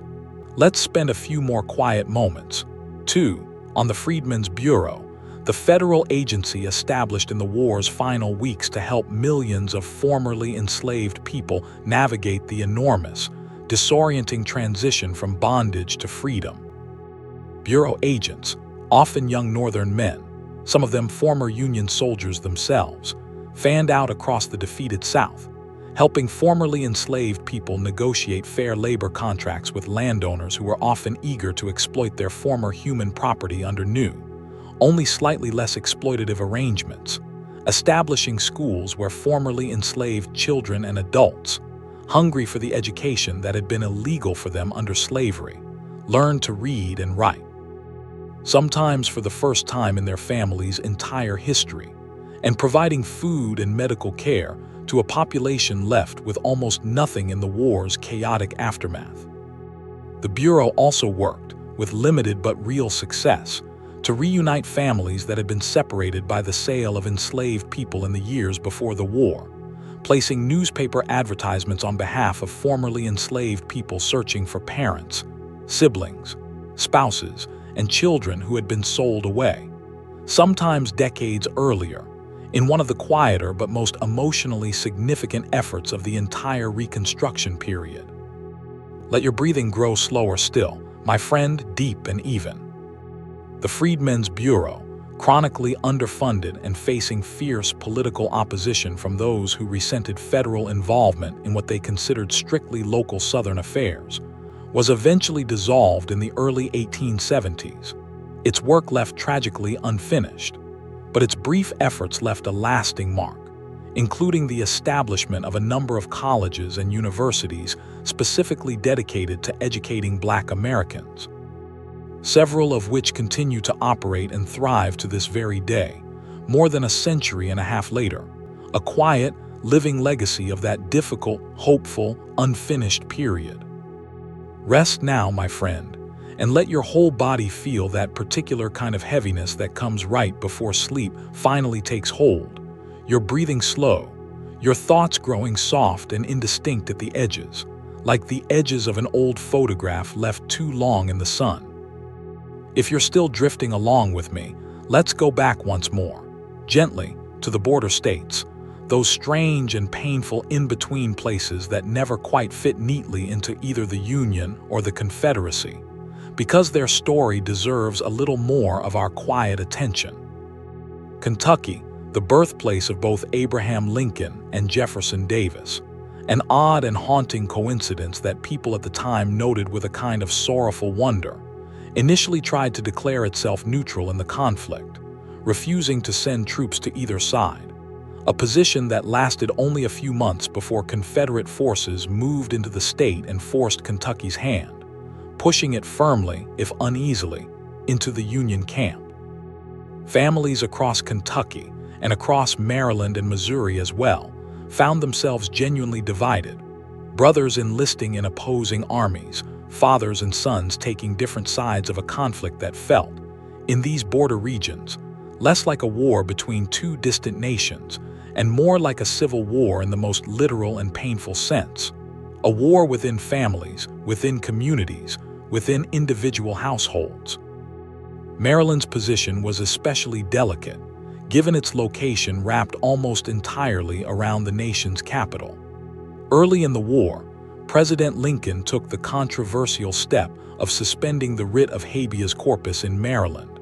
allowing the military to arrest and detain suspected Confederate sympathizers without the normal constitutional protections of a trial. A decision Lincoln justified as an emergency measure necessary to prevent Maryland from seceding and effectively surrounding Washington with hostile territory. This decision remains debated by historians and legal scholars to this day, a genuine and difficult tension between the demands of national survival and the constitutional liberties the nation was supposedly fighting to preserve, a tension that, in various forms, continues to surface in American life during moments of national crisis, even in more recent times. Let your breathing settle again here, slow and unhurried. Let's turn our attention, toward the experience of immigrant soldiers, because nearly a quarter of all Union soldiers were born outside the United States, and their presence in the war tells its own rich and important story. Irish immigrants, many of them recent arrivals fleeing the devastating famine years back home, enlisted by the tens of thousands, forming entire regiments like the famous Irish Brigade, which fought with tremendous, almost reckless courage at battles like Antietam and Fredericksburg, suffering catastrophic casualties in both engagements, driven in part by a genuine desire to prove that Irish Catholic immigrants, often viewed with deep suspicion and prejudice by native-born Protestant Americans, could be loyal, brave, and fully deserving citizens of their adopted country.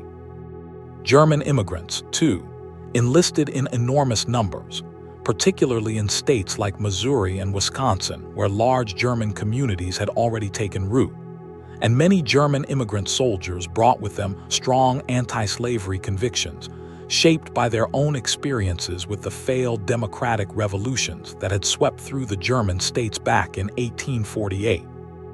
Seeing in the American Civil War an extension of that same broader struggle for human liberty and democratic government. Let your body rest heavier now, sinking further into the bed. Let's think, too, for a moment, about the animals who lived through this war alongside the soldiers, because even this small detail can add a certain tender, human texture to a story so often told only through the actions of people. Horses and mules, essential for moving artillery, supplies, and cavalry, died by the hundreds of thousands over the course of the war, from exhaustion, disease, and battlefield injury. And soldiers on both sides often wrote in their letters and diaries with genuine grief about losing a particular horse they had come to depend on and even to love, a companion through the long, frightening months of campaigning. Some regiments adopted mascots, dogs, and even, in a few unusual and well-documented cases, other animals that marched alongside the soldiers and became beloved fixtures of camp life, small sources of comfort and normalcy amid the surrounding chaos and danger. Let your breathing grow even slower now, my friend, deep and easy. Let's turn, finally, toward the quieter, more personal writings this war left behind, the diaries and letters that still survive in archives and family collections across the country, offering us, even now, more than a century and a half later, an intimate window into what this war actually felt like from the inside. Mary Chestnut, the wife of a Confederate officer and politician, kept an extraordinarily detailed and candid diary throughout the war, later published as a remarkable historical document, recording not just the grand political and military events of the conflict, but also the small, telling details of daily life, the gossip and anxiety and grief of the Confederate elite as their world slowly collapsed around them. On the Union side, ordinary soldiers like Elisha Hunt Rhodes, who rose from private to colonel over the course of the war, kept diaries recording the day-to-day rhythms of Army life with a plain-spoken honesty that historians still draw upon today to understand what the war actually looked and felt like to the men who fought it, far removed from the grand strategic narratives told in official reports and later histories. Let all of this settle now into the quiet dark around you, my friend, layer upon layer of human experience, some of it grand and historic, most of it small and personal, all of it woven together into this vast, sorrowful tapestry we call the American Civil War. Let your body rest completely now, heavy and warm, your breathing slow and even your mind drifting further and further from the sharp edges of wakefulness, sinking gently, gently down towards sleep. If you're still here, floating quietly along beside me, let's take one more slow walk through a few of the places this war touched, because geography itself became a kind of character in this story, shaping everything that happened within it. Virginia, more than any other state, bore the heaviest weight of the fighting in the Eastern Theater, its gentle rolling countryside, its rivers with names that would become forever associated with slaughter, the Rappahannock, the Rapidan, the Chickahominy, crossed and recrossed by armies for 4 long years,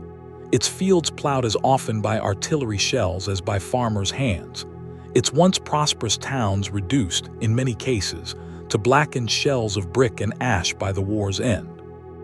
Tennessee, too, saw enormous suffering, fought over almost continuously from the earliest months of the war until its final days,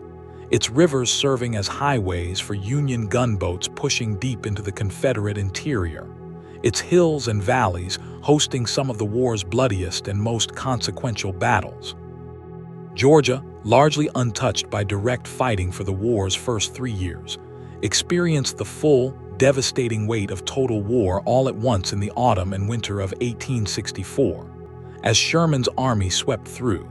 and the psychological impact of this sudden, concentrated destruction on Southern morale was, by most historical accounts, even more significant than the physical damage itself. A stark demonstration to Confederate civilians everywhere that their armies could no longer protect them from the consequences of continued resistance. And South Carolina, the very birthplace of secession, endured perhaps the harshest treatment of all when Sherman's army turned north out of Savannah, Union soldiers openly acknowledging, in letters and diaries from the time, a particular anger toward the state they blamed for starting the entire war, an anger that manifested in an even more thorough campaign of destruction than Georgia had experienced. Let your breathing stay slow and calm here, unhurried, easy. Let's drift, too, toward the quieter corners of the war that unfolded far from these familiar theaters, out along the Texas coastline, where Union and Confederate forces skirmished over control of ports like Galveston, and where, remarkably, word of the Emancipation Proclamation and even of the war's end took months longer to arrive and be enforced than in states closer to the centers of conflict.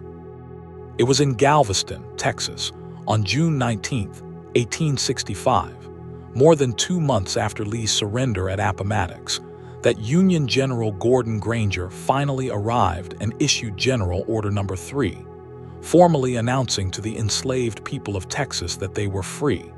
A moment of delayed but no less profound liberation that Black Americans have commemorated ever since as Juneteenth. A holiday that in recent years has finally received the widespread national recognition it deserves, including formal recognition as a federal holiday. A quiet but meaningful acknowledgement, more than a century and a half later, of just how uneven and incomplete the arrival of freedom actually was across the vast expanse of the defeated Confederacy. Let your body settle deeper into rest now, my friend, heavy and warm. Let's think, too, for a moment about New Orleans, the Confederacy's largest city, which fell to Union naval forces remarkably early in the war, in the spring of 1862, under the command of the same Admiral Farragut we spoke of earlier at Mobile Bay. The Union occupation of New Orleans for the remainder of the war offers a fascinating glimpse of what life looked like in a major southern city under federal control. Its complicated, cosmopolitan population, including a substantial community of free people of color who had held property and even owned enslaved people themselves before the war. An uncomfortable historical detail that reminds us, again,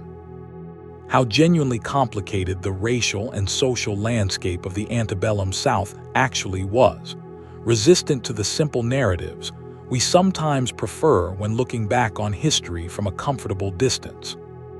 Let your breathing grow even slower now, deep and unhurried. Let's turn, finally, for this part of our journey, to the quiet, enduring physical scars this war left upon the land itself, scars that, in some places, remain visible even today. Earthworks and trench lines dug around Petersburg and Vicksburg still trace their way across preserved battlefield parks, grass grown soft and green over ground that was once churned to mud by cannon fire, and the desperate digging of soldiers seeking shelter from shells. Old cannonballs and rifle bullets still occasionally surface from farmland across Virginia, Tennessee, and Georgia, turned up by a plow or exposed by erosion after a heavy rain, small metal reminders of just how recently, in the broader span of history, this violence tore through what are now quiet, peaceful fields and forests. National cemeteries, established during and after the war to properly bury the staggering number of dead, still stand today in places like Gettysburg and Arlington, row after row of simple white headstones stretching across gently rolling lawns, a landscape of quiet, permanent memory that visitors still walk through, generation after generation, trying to comprehend, in some small personal way, the almost unimaginable scale of loss this war actually represented. Rest now, my friend, in the stillness of your own room, so very far removed from all of this old sorrow and old struggle, and yet connected to it too, in the quiet way that all of us who live in this country remain connected to the history that shaped it. Let your whole body feel completely at rest now, your breathing slow and steady, your thoughts growing softer, quieter, more distant, like a lamp slowly being dimmed in another room. If your mind is still gently floating along with mine, let's take one more slow pass through the earliest days of this conflict, because there are details worth lingering on that we moved past rather quickly the first time through. In the winter before the war began, as state after state debated secession in heated legislative sessions, ordinary Americans across the country found themselves anxiously reading newspapers,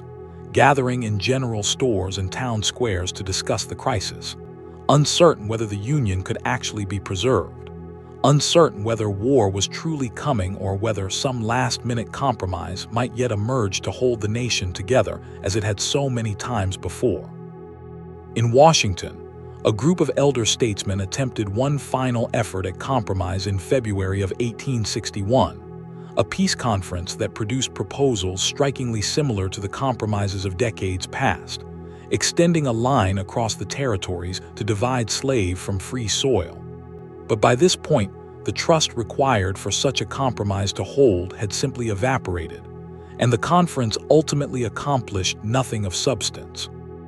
Let your breathing stay slow and easy here. Lincoln's journey to Washington for his own inauguration in early 1861 was itself shadowed by danger, as detectives investigating a suspected assassination plot in Baltimore convinced Lincoln to pass through that city secretly,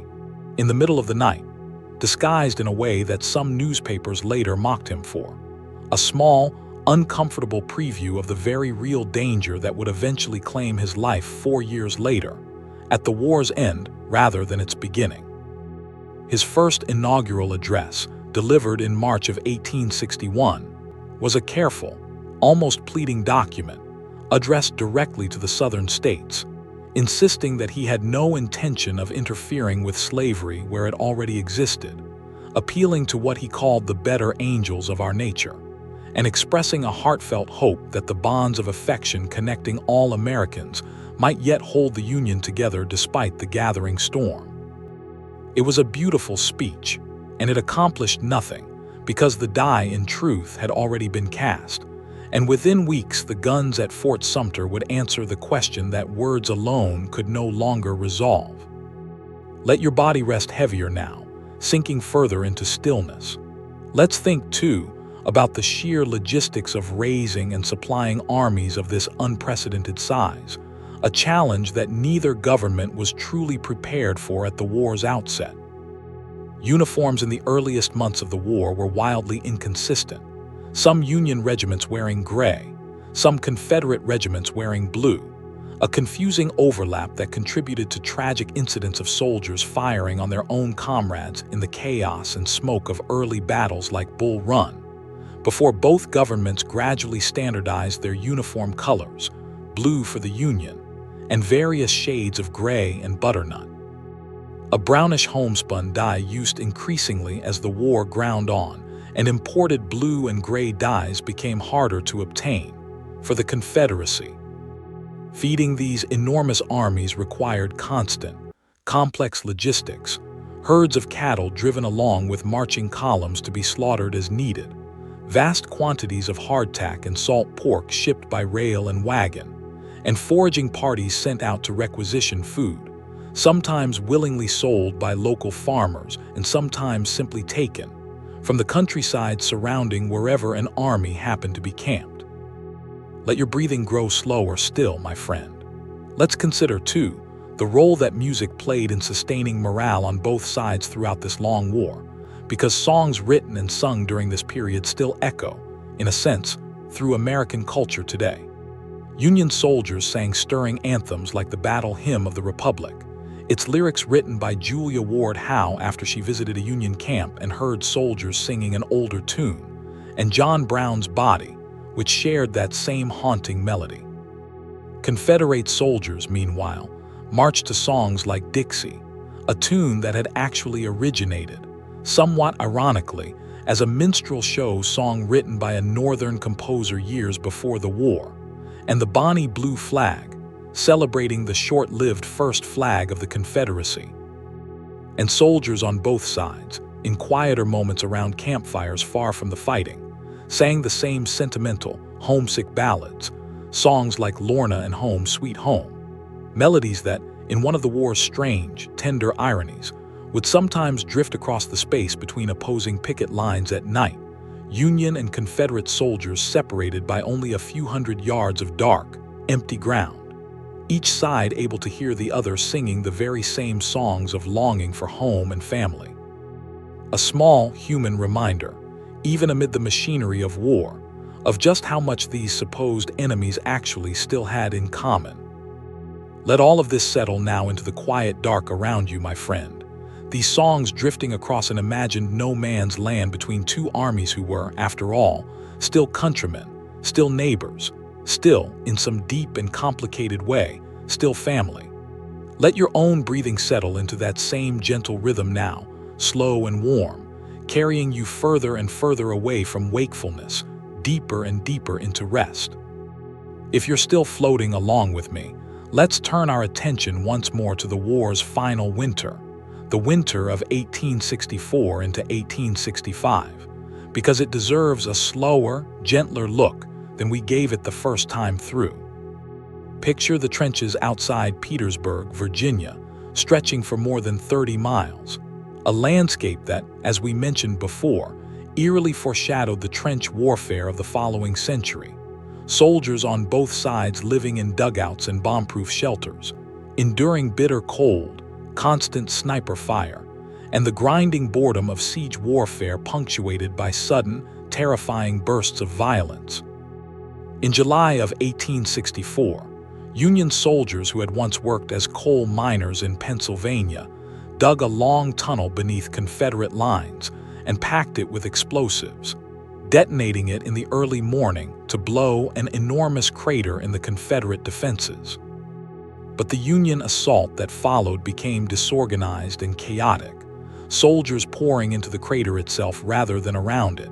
becoming trapped in a pit where Confederate soldiers, recovering from their initial shock, were able to fire down on them almost at will, turning what might have been a decisive breakthrough into one of the more tragic and wasteful episodes of the entire siege. Let your breathing settle again, slow and calm. Inside besieged Richmond and Petersburg, civilians endured a winter of genuine deprivation, food prices rising to almost fantastical levels, women in Richmond having already rioted for bread the previous year, and the Confederate government, its currency worthless, its railroads crumbling, its armies shrinking through death, injury, and increasingly widespread desertion, growing more and more desperate by the week. Robert E. Lee himself wrote to Jefferson Davis during this period, with unusual bluntness about the deteriorating condition of his army, warning that without significant improvement in supplies and reinforcement, his soldiers could not be expected to hold their positions indefinitely. A warning that proved entirely, tragically accurate. Let your body rest heavy now, sinking further into the mattress beneath you. In a remarkable and controversial final measure, the Confederate Congress, in March of 1865, just weeks before the war's end, actually passed a law authorizing the enlistment of enslaved men as Confederate soldiers, a decision that would have been unthinkable earlier in the war, given that the entire Confederate cause had been built around the defense of slavery, but that reflected just how desperate the military situation had become. In a bitter irony that historians still note, the law offered no automatic promise of freedom to these enlisted men, and in any case, the war ended before any such units could be meaningfully organized or deployed, leaving this strange, contradictory final chapter of Confederate policy as little more than a historical footnote, though a telling one, revealing the desperate incoherence into which the Confederate cause had finally collapsed. Let your breathing grow slower still, unhurried, deep. Let's think, too, about the very last days of the war, scattered across the collapsing Confederacy in these final weeks of the spring of 1865. After Lee's surrender at Appomattox on April 9th, other Confederate forces continued fighting on for weeks, some because news of the surrender simply hadn't reached them yet in an age before instant communication, some because their commanders held out hope, however unrealistic, of continuing the fight from the Trans-Mississippi region or even retreating into Mexico to continue resistance from there. General Joseph Johnston surrendered his own substantial army to General Sherman in North Carolina on April 26th, just 2 days after Lincoln's assassin was cornered and killed in that Virginia tobacco barn we spoke of earlier. Confederate forces west of the Mississippi held out longer still, and as we mentioned, the Cherokee General Stand Watie did not formally surrender until June 23, 1865, more than 2 months after Appomattox, making him, by most accounts, the very last Confederate general in the field to lay down his arms. And there is one more small, strange footnote worth mentioning here, my friend. A final naval engagement fought in the Bering Sea off the coast of Alaska in June of 1865, when a Confederate commerce raider called the CSS Shenandoah, still unaware that the war had ended months earlier, continued attacking and destroying Union whaling ships, unaware that the nation it was fighting for no longer existed. When the ship's captain finally received reliable news of the Confederacy's collapse, he made the remarkable decision to sail all the way around the world, avoiding American ports entirely for fear of being treated as a pirate rather than a legitimate combatant, eventually surrendering his ship to British authorities in Liverpool, England, in November of 1865, the very last Confederate flag to be lowered anywhere in the world. More than 7 months after Lee's surrender at Appomattox had already ended the war for almost everyone else. Let all of this settle now softly into the quiet dark around you, these strange, scattered final echoes of a war that had already, in every meaningful sense, ended, still playing out in remote corners of the world for months after the fact. Let your whole body rest now, heavy and warm, your breathing slow and steady, carrying you gently, gently towards sleep. If you're still here, drifting quietly along beside me, let's take one more slow, careful look at the deeper causes of this war, because it is worth returning to this question more than once, turning it over gently in the mind the way you might turn over a smooth stone found on a riverbank. For many years after the war ended, a persistent myth took hold, especially in the writings of former Confederates and their sympathizers, insisting that the war had really been about states' rights, about abstract constitutional principles concerning the proper balance of power between state and federal governments, and only secondarily, if at all, about slavery itself.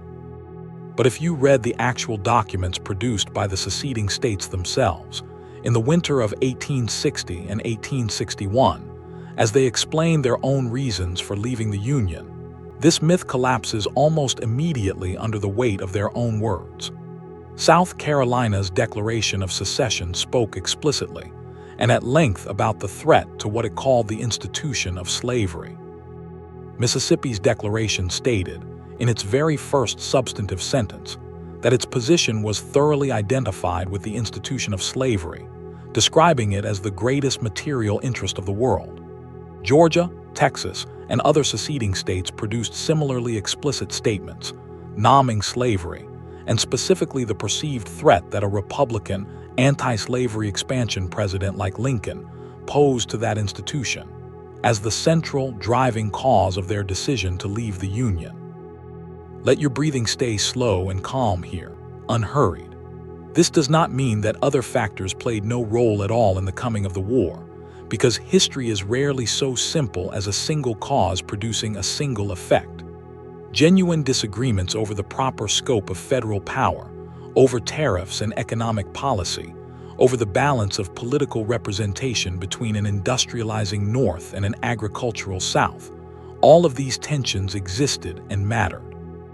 But they mattered in the end, largely because they were entangled with, and often simply expressions of, the deeper and more fundamental conflict over slavery, its expansion, its economic and political power, and its ultimate future in an increasingly divided nation.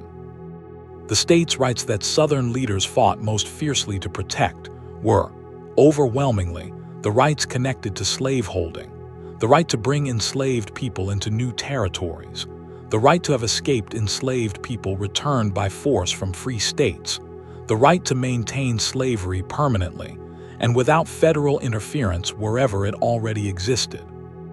Let your body settle heavier now into rest. It's worth remembering, too, that this was not merely an abstract political or economic dispute for the millions of people held in bondage, whose own voices, though often silenced by law and circumstance, survive in the remarkable collection of narratives that formerly enslaved people gave to interviewers in the 1930s, describing, in their own words in old age, what slavery had actually been like to live through, and what freedom, however incomplete, had actually meant to them when it finally arrived. Reading these accounts today offers a kind of clarity that no amount of political debate over states' rights can obscure, testimony after testimony describing forced labor, family separation, physical violence, and constant, grinding fear, but also, remarkably, describing resilience, community, faith, and an unbroken hope for freedom that had sustained enslaved communities across generations of unimaginable hardship. Let your breathing grow slower still, my friend, deep and easy. Let's turn gently toward one more important thread in this story: the enslaved people's own resistance in ways large and small throughout the long history of American slavery, not only during the war itself but for generations before it. Some resistance was dramatic and organized, like Nat Turner's rebellion in Virginia in 1831, a violent uprising that briefly but genuinely terrified slaveholders across the South and led directly to even harsher, more restrictive slave codes across the region in its aftermath. But most resistance was quieter, more persistent, woven into the daily fabric of enslaved life, working slowly and deliberately rather than quickly, preserving African cultural traditions, languages, music, and religious practices in adapted, hidden forms, maintaining family bonds and community networks even under constant threat of separation. And whenever the chance arose, as it did in growing numbers during the war itself, simply walking away toward freedom, one family, one individual at a time. Let all of this settle now into the quiet dark, my friend, this long, difficult, but ultimately clarifying understanding of what this war was actually about, and who its true stakes belong to most urgently. Let your whole body rest, heavy and warm, your breathing slow and steady, your mind growing quieter and quieter, drifting further and further from the sharp edges of the waking day, deeper and deeper into rest. If you're still resting quietly here beside me, let's drift once more toward the world of the generals, because there is a gentler, more human side to their story we haven't fully explored yet: the strange, complicated bond that sometimes persisted across the lines that divided them. Consider Winfield Scott, the aging, enormously overweight but still brilliant general-in-chief of the United States Army at the war's outset, a man who had served in uniform since before the War of 1812, and who had actually been Robert E. Lee's commanding officer and mentor during the Mexican-American War, thinking so highly of Lee's abilities that he had personally recommended him to lead the Union Army when the crisis of 1861 first began. Scott's own strategy for winning the war, a patient plan of naval blockade combined with control of the Mississippi River, was mocked at first by newspapers as the Anaconda Plan,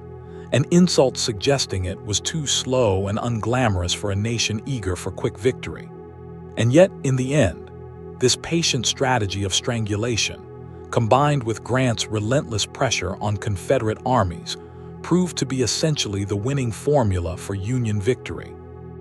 A quiet vindication for an old soldier who did not live to see the war through to its end from active command, retiring due to poor health only months after the conflict began. Let your breathing settle again, slow and calm. Consider, too, George Thomas, a Virginian by birth who nonetheless remained loyal to the Union when his home state seceded, a decision that estranged him permanently from much of his own family, some of whom, it is said, turned his portrait to face the wall and never spoke his name again for the rest of their lives. Thomas went on to become one of the Union's most reliable and capable commanders, earning the nickname the Rock of Chickamauga for his stubborn defensive stand that prevented a complete Union disaster in that battle, and later delivering the decisive, crushing victory over Hood's Confederate army at Nashville that we spoke of earlier. His story is a quiet reminder that loyalty in this war was never simply a matter of geography, that plenty of Southerners remained loyal to the Union just as plenty of Northerners, in smaller numbers, sympathized with or even fought for the Confederacy, and that the neat map of blue and gray we often picture in our minds obscures a far messier, more individual reality of personal conscience and difficult, sometimes agonizing choice. Let your body rest heavy now, sinking further into stillness. And consider, finally, the strange and touching friendship forged in that Appomattox parlor between Grant and Lee themselves, two men who, despite 4 years of trying with everything in their power to destroy each other's armies, treated one another that day, and in the brief exchanges that followed with a genuine mutual respect and even warmth, Grant later writing in his memoirs that he felt only sadness rather than triumph in that moment. Sadness for a foe who had fought so long and so valiantly for a cause that Grant himself believed, and said plainly, was one of the worst causes for which anyone had ever fought. It is a strange, complicated note to end their part of the story on. Admiration for personal courage and skill existing, alongside clear moral condemnation of the cause that skill had served. A tension that, in many ways, captures something essential about how we are still learning, even now, to remember this war honestly, without either erasing its participants' humanity or excusing the injustice so many of them fought to preserve. Let your breathing grow slower still, my friend, deep and unhurried. Let's think, too, about the ordinary soldiers who survived the war and had to somehow return to ordinary civilian life afterward, carrying with them injuries both visible and invisible. Amputees, tens of thousands of them on both sides, returned home to communities that had to quickly learn how to accommodate and support so many missing limbs, and a thriving industry of prosthetic limb manufacturing sprang up in the post-war years to meet this enormous, tragic demand. And countless veterans carried home injuries we would today recognize as post-traumatic stress, though the medical understanding of the time had no real name or framework for it,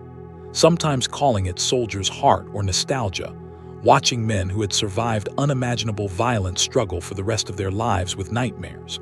with sudden overwhelming fear at loud noises, with a haunted quality that neighbors and family members often noticed but rarely knew how to help with or even properly name.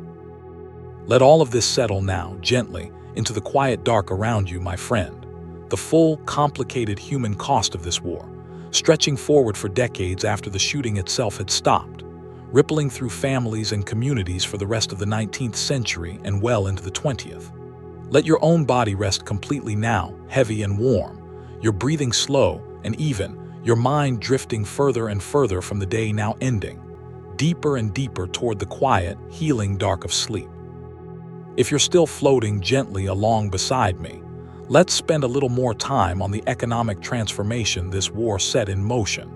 because the country that emerged from the conflict in 1865 was, in fundamental ways, a genuinely different nation from the one that had existed in 1860. The war accelerated industrialization across the North at a remarkable pace. Factories that had been built to produce weapons, uniforms, and supplies for the army quickly repurposing themselves after the war for civilian production. And the railroad networks that had proven so decisive in moving troops and supplies continued expanding rapidly in the post-war years, eventually stretching all the way to the Pacific coast with the completion of the Transcontinental Railroad in 1869. A project that itself depended heavily on the labor of Chinese immigrants working under brutal, dangerous conditions in the mountains of the American West. Let your breathing settle again, slow and easy. The war also permanently shifted the balance of economic and political power away from the agricultural South and toward the industrial North, a shift that would define American economic life for the following century. The Southern economy, already devastated by the physical destruction of the war itself, faced the additional enormous challenge of rebuilding an entire agricultural system without the enslaved labor that had underpinned it for so long. Out of this transition emerged a new, and in its own way, deeply exploitative system called sharecropping, in which formerly enslaved people, and eventually many poor white farmers as well, worked land owned by others in exchange for a share of the crop, but were so frequently trapped in cycles of debt to landowners and merchants, through unfair contracts and manipulated accounting, that many sharecropping families found themselves bound to the same land, the same landowners, for generation after generation, in conditions that, while legally distinct from slavery, still left them with strikingly little genuine freedom or economic opportunity. Let your body rest heavier now, sinking further into the mattress. There is a hopeful thread running through this difficult post-war economic story as well, though one worth holding onto. Despite the enormous obstacles they faced, formerly enslaved people across the South pursued education, land ownership, and independent business with remarkable determination in the years after the war, founding churches that became centers of community life and political organizing, establishing mutual aid societies to support one another through hardship, and building, brick by brick and dollar by dollar, a network of Black-owned businesses, schools, and institutions that, even under the crushing weight of Jim Crow segregation that would soon follow, managed to create genuine pockets of prosperity and achievement in cities like Durham, North Carolina, and Tulsa, Oklahoma, where thriving Black business districts emerged in the decades after the war, communities built through extraordinary collective effort and resilience against truly staggering odds. Let your breathing grow slower still, my friend, deep and unhurried. Let's turn, too, for just a few more moments, to the way this war changed the very idea of American nationhood itself. Before the Civil War, it was common, even in formal writing, to refer to the United States as a plural noun, saying the United States are a large country, treating the collection of states as a group of distinct entities loosely joined together. After the war, this usage gradually but decisively shifted, and Americans began saying the United States is a country, a small grammatical change that reflected an enormous shift in how the nation understood itself. No longer a voluntary compact of sovereign states that might, in theory, be dissolved by any state's individual choice, but a single, permanent, indivisible nation, a transformation in political identity that the war had settled, finally and permanently, through the terrible clarity of force. Let all of this settle now into the quiet dark around you. Lincoln himself had articulated this same vision at Gettysburg in November of 1863 in a short speech, barely more than 2 minutes long, delivered at the dedication of a new national cemetery on the site of that terrible battle. A speech so brief that Lincoln himself reportedly worried, right up until the moment he delivered it, that it would be a failure.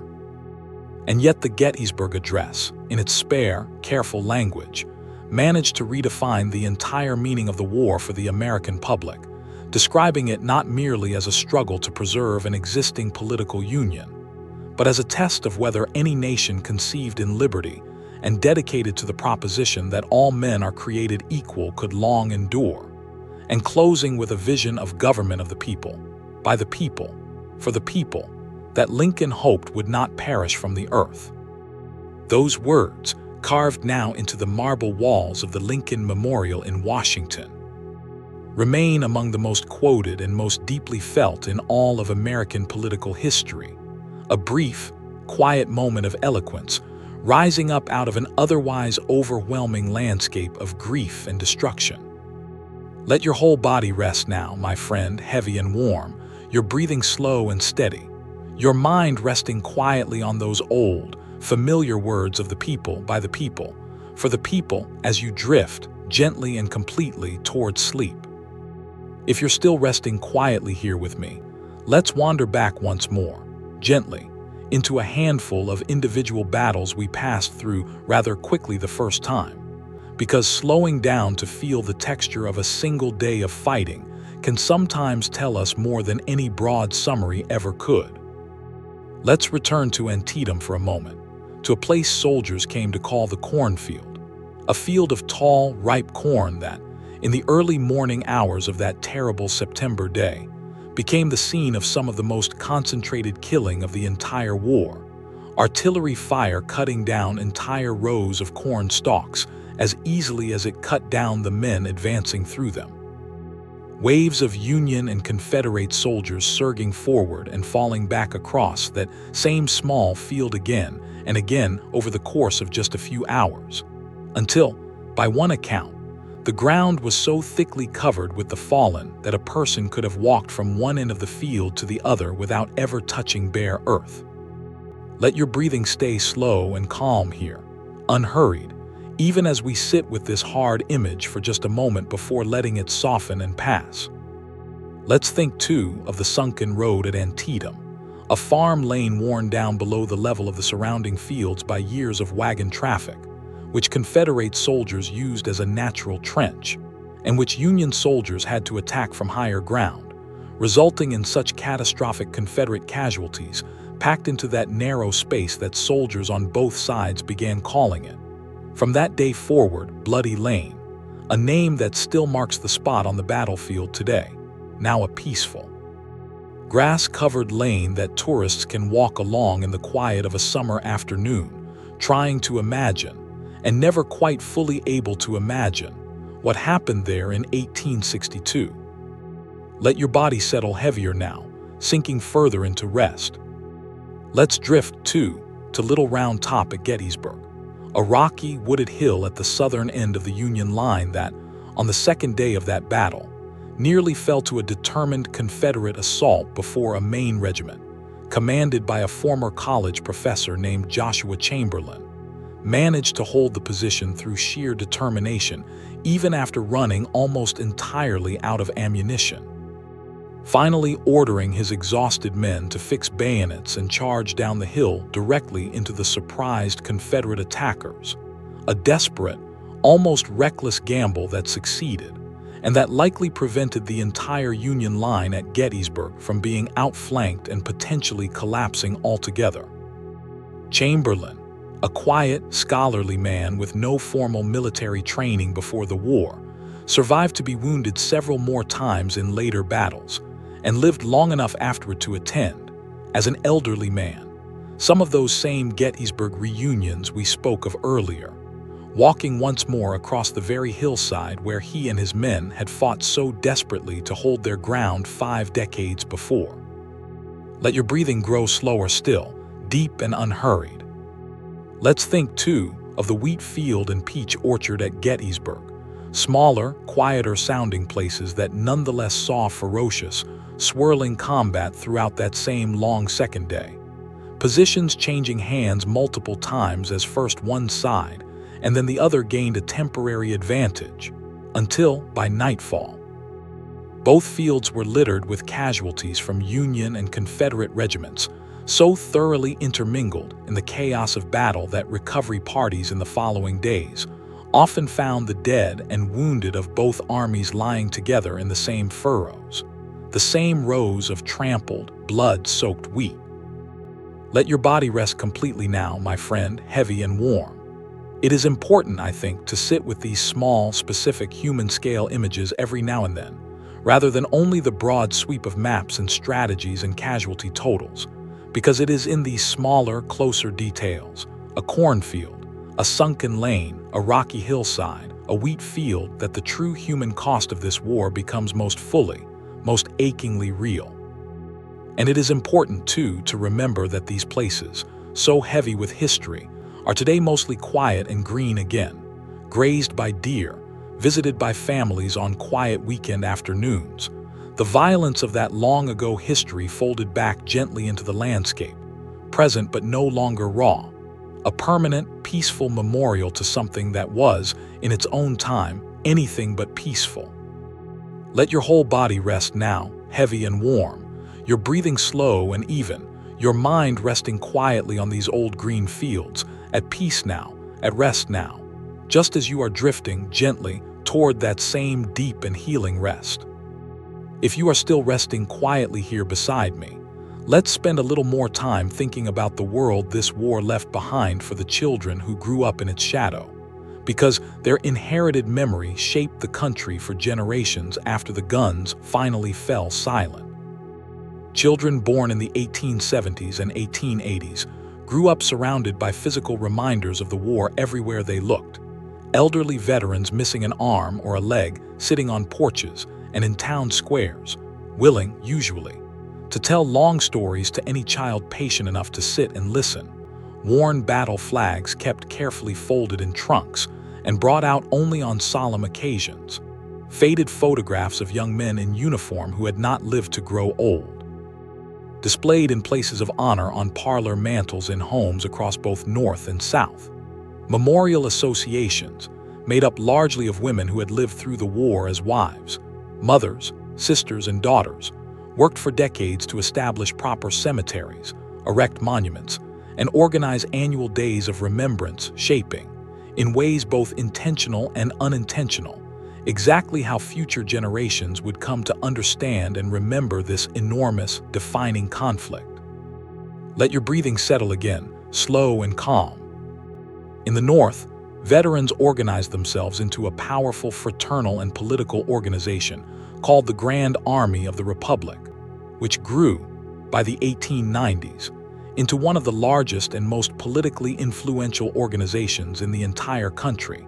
successfully lobbying for veterans' pensions, for the establishment of Memorial Day as a national holiday, and for the preservation of battlefields as protected historical sites for future generations to visit and study.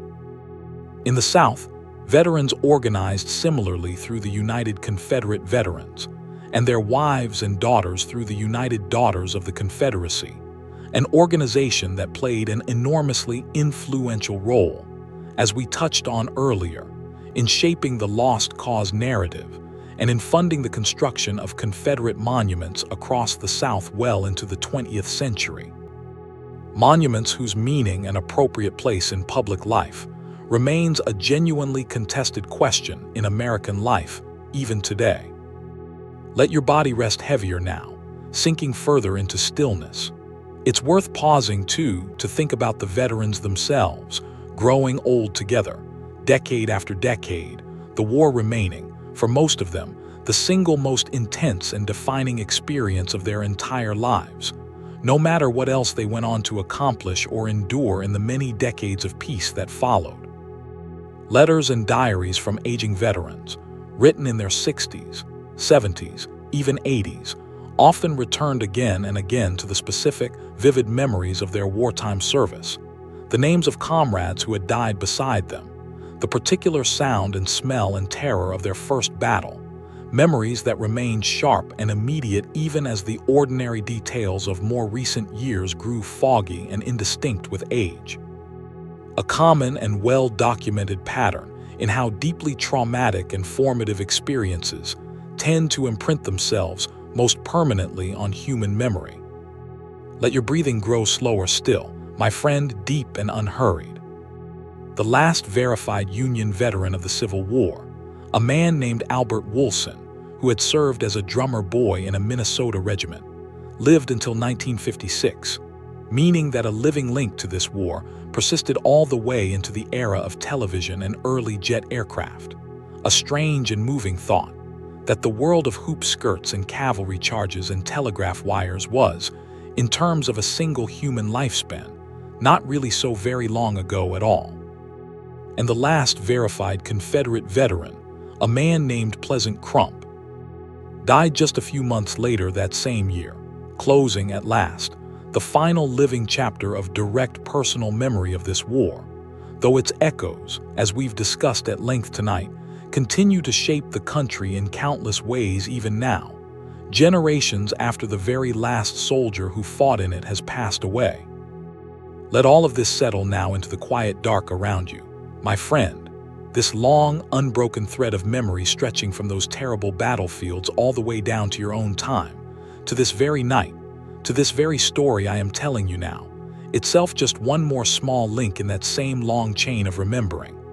Let your whole body rest completely, heavy and warm, your breathing slow and even, your mind drifting further and further from wakefulness, deeper and deeper towards sleep. If you are still resting quietly here with me, let's turn our thoughts once more to the sheer scale of loss this war produced, not to dwell on grief, but simply to sit, gently and honestly, with the size of what happened, because sometimes truly understanding a number requires slowing all the way down and letting it settle. Picture a small American town in 1860, a town of perhaps 2,000 people, the kind of town that might send off 200 or 300 of its young men to fight when war came. By the time the fighting ended, many such towns had lost 40, 50, sometimes even more of those young men. Entire graduating classes of local schools wiped away in a single generation, family names that simply disappeared from town records, because every son who might have carried them forward had died on some distant battlefield, whose name the family had never even heard before the telegram or the letter arrived. Let your breathing stay slow and calm here. Multiply that single small town's grief across thousands of towns and cities, across both north and south, and you begin to approach some real sense of what 620,000, or by some estimates as many as 750,000, dead soldiers actually meant for the country as a whole, a proportion of the population that, if translated into the size of the country today, would represent a loss of more than 6 million lives. An almost unimaginable scale of grief, woven permanently into the fabric of nearly every American community that existed at the time. Let your body rest heavier now, sinking further into the mattress beneath you. And yet, remarkably, out of all of this loss, the country did not simply collapse into permanent despair or endless cycles of revenge, though the road to any kind of genuine healing was, as we've discussed, long, uneven, and in many ways still unfinished even today. Instead, in the decades that followed, a battered, grieving nation slowly rebuilt itself. Its industry, its cities, its sense of common national identity, even as it struggled, imperfectly and often painfully slowly, to extend the promises of freedom and equality first articulated in its founding documents to the millions of Black Americans whose ancestors had been so brutally denied those same promises for so long. Let your breathing grow slower still, my friend, deep and unhurried. It is worth remembering, too, on this quiet night, that the story of the Civil War is not really a closed, finished chapter safely locked away in the past, but rather the deep taproot of so much that continues to shape American life today. Its ongoing conversations about race and equality and justice, its complicated relationship with monuments and memory, its persistent regional identities and tensions that, in softened, transformed ways, still echo the old divisions between North and South. Understanding this war honestly, in all its complexity, its courage and its cruelty, its tragedy and its hard-won moral progress, remains one of the most important ways Americans can understand their own country, where it came from, and the long, difficult, unfinished work of living up to its own highest ideals. Let all of this settle now gently into the quiet dark around you, my friend. We have walked together, tonight, through an enormous span of history, from the deep, tangled roots of a young nation's original sin, through decades of failed compromise, through 4 years of the bloodiest fighting the continent had ever witnessed, through a president's death and a fragile, unfinished peace, and all the way down into the long, rippling legacy that still shapes the world you live in today. Let your whole body rest now, completely and fully heavy and warm, sinking deeper and deeper into the bed beneath you, your breathing slow and steady, your mind quiet, your thoughts soft and indistinct, drifting gently and completely towards sleep. If you are still resting quietly here beside me, let's spend a little more time with the ordinary rhythms of a soldier's single day, because we have talked so much about battles that it's worth remembering just how much of this war, for most soldiers, was actually made up of long stretches of quiet, uneventful time. A typical day in camp began before dawn, with the sound of a bugle call known as reveille-rousing men from their tents or from bedrolls laid directly on the ground, followed by roll call, a quick breakfast of coffee and hardtack, and then hours of drilling, marching in formation across open fields under the watchful eyes of officers, practicing the same maneuvers again and again until they became automatic, a kind of discipline that would matter enormously in the chaos and noise of actual battle. When spoken orders often could not be heard at all over the roar of gunfire, and men had to rely instead on the formations and movements they had drilled into their bodies through sheer repetition. Let your breathing settle again, slow and calm. Afternoons in camp were often given over to more drilling, to cleaning weapons and equipment, to the endless small chores of Army life, mending uniforms, cooking meals, writing letters home, and whenever the opportunity arose, simply resting, playing cards, telling stories, or in some camps, particularly among literate soldiers, reading newspapers, novels, or the Bible by whatever light was available. Evenings often brought music. As we discussed earlier, soldiers gathering around campfires to sing together. And sometimes, in camps close enough to the enemy, an odd and touching informal truce would develop between opposing picket lines. Soldiers from both sides trading tobacco, coffee, newspapers, and even friendly conversation across a stream or a narrow strip of no man's land, understanding in these quiet, unofficial moments that they shared far more in common with the young men on the other side than the larger war might suggest, even though those same soldiers might be trying to kill each other again within days or even hours. Let your body rest heavier now, sinking further into stillness. Winter brought a different rhythm entirely, as large-scale campaigning generally paused during the coldest months, when roads turned to impassable mud and supply lines became difficult to maintain, and armies settled instead into semi-permanent winter quarters, building small log huts, sometimes remarkably comfortable, complete with fireplaces made from mud and sticks, where soldiers might spend weeks or even months in relative safety and comfort compared to the dangers of active campaigning. Though disease still spread easily through these crowded winter camps, and boredom itself became its own kind of hardship, homesickness growing more acute during these long, idle months than during the adrenaline and urgency of active campaigning. Let your breathing grow slower still, my friend, deep and unhurried. It's worth remembering, too, the simple physical exhaustion that defines so much of a soldier's experience. Marches of 20 or even 30 miles in a single day,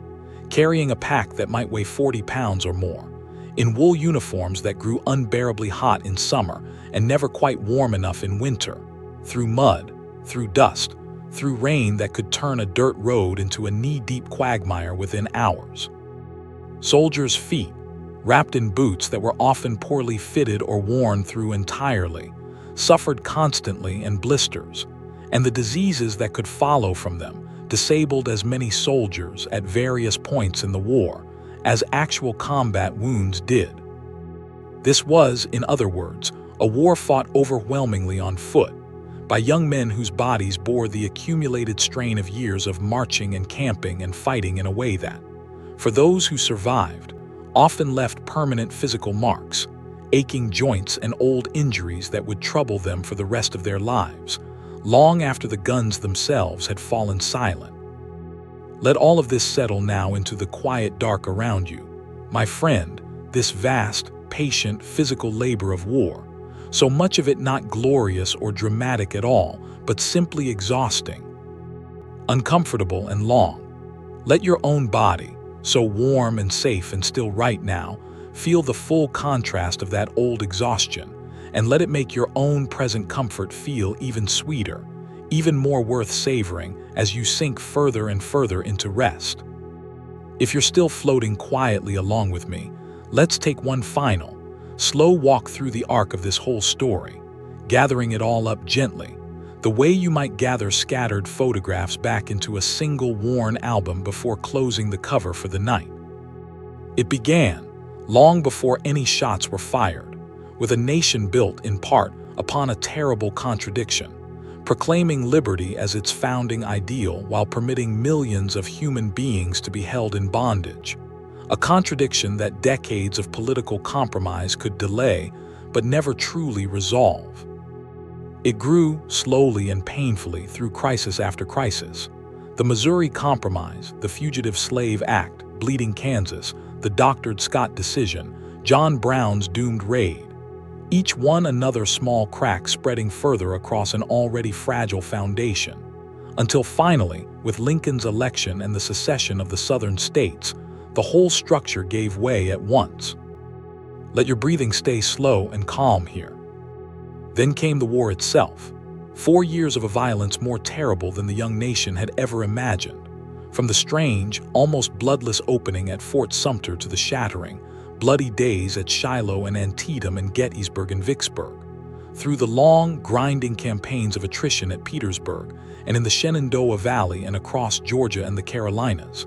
until at last, in a quiet parlor at Appomattox, one exhausted army laid down its arms before another, and a fragile, uncertain peace began to take root, even as the president who had guided the nation through the entire ordeal was struck down within days of that peace finally arriving. Let your body rest heavier now, sinking further into stillness. And then came the long, difficult work of what followed, the formal abolition of slavery through constitutional amendment, the brief, hopeful, ultimately undermined promise of Reconstruction, the rise of Jim Crow and its decades of legal segregation and disenfranchisement, and the slow, ongoing, still unfinished struggle to make good on the deeper promises this war had, in its truest moral sense, been fought to secure. Promises of freedom, of equality, of genuine belonging for every American, regardless of the color of their skin. Let your breathing grow slower still, my friend, deep and unhurried. Woven through all of this, we've spent tonight remembering, too, the countless individual lives caught up inside this enormous history, generals and presidents whose names fill the history books, but also ordinary soldiers writing homesick letters by candlelight, mothers receiving devastating news at their kitchen tables, enslaved families risking everything for a chance at freedom, nurses humming quiet hymns in crowded field hospitals, immigrants proving their loyalty to a new homeland, women serving in disguise or as spies or as tireless organizers of relief and remembrance, and generations of descendants on every side of this old conflict, still working, even now in your own time, to understand and reckon honestly with everything this war meant, and everything it still means. Let all of this settle now, one final time into the quiet dark around you, my friend, this whole vast, sorrowful, ultimately hopeful story, gathered up gently and held, for tonight in the soft, unhurried space between memory and dream. There is nothing more you need to hold on to, nothing more you need to remember or understand right now. You have listened patiently and well through this long, slow telling, and now at last it is simply time to rest. So let's close, gently the way we began. Hello, my friend, I said all that time ago now, and welcome, and tonight together we walk the whole long road, from a young, divided country arguing over its own deepest contradiction, through the smoke and thunder of a war that changed everything, and into the long, quiet, still unfolding aftermath that brought us all the way to this very night, this very room, this very breath you're taking right now, slow and even in and out. The soldiers have marched their last miles. The armies have gone home or gone to rest in quiet fields marked with simple white stones. The old debates still echo softly in the world around you, but for tonight, none of that needs to weigh on you at all. There is only this moment, this warmth, this stillness. Let your body be heavy. Let your mind be quiet. Let every part of you settle fully and completely into rest. Sleep well, my friend, sleep deeply. And thank you truly for spending this long, quiet night with me, walking together through so much history, all the way to this soft, final, restful dark. Good night.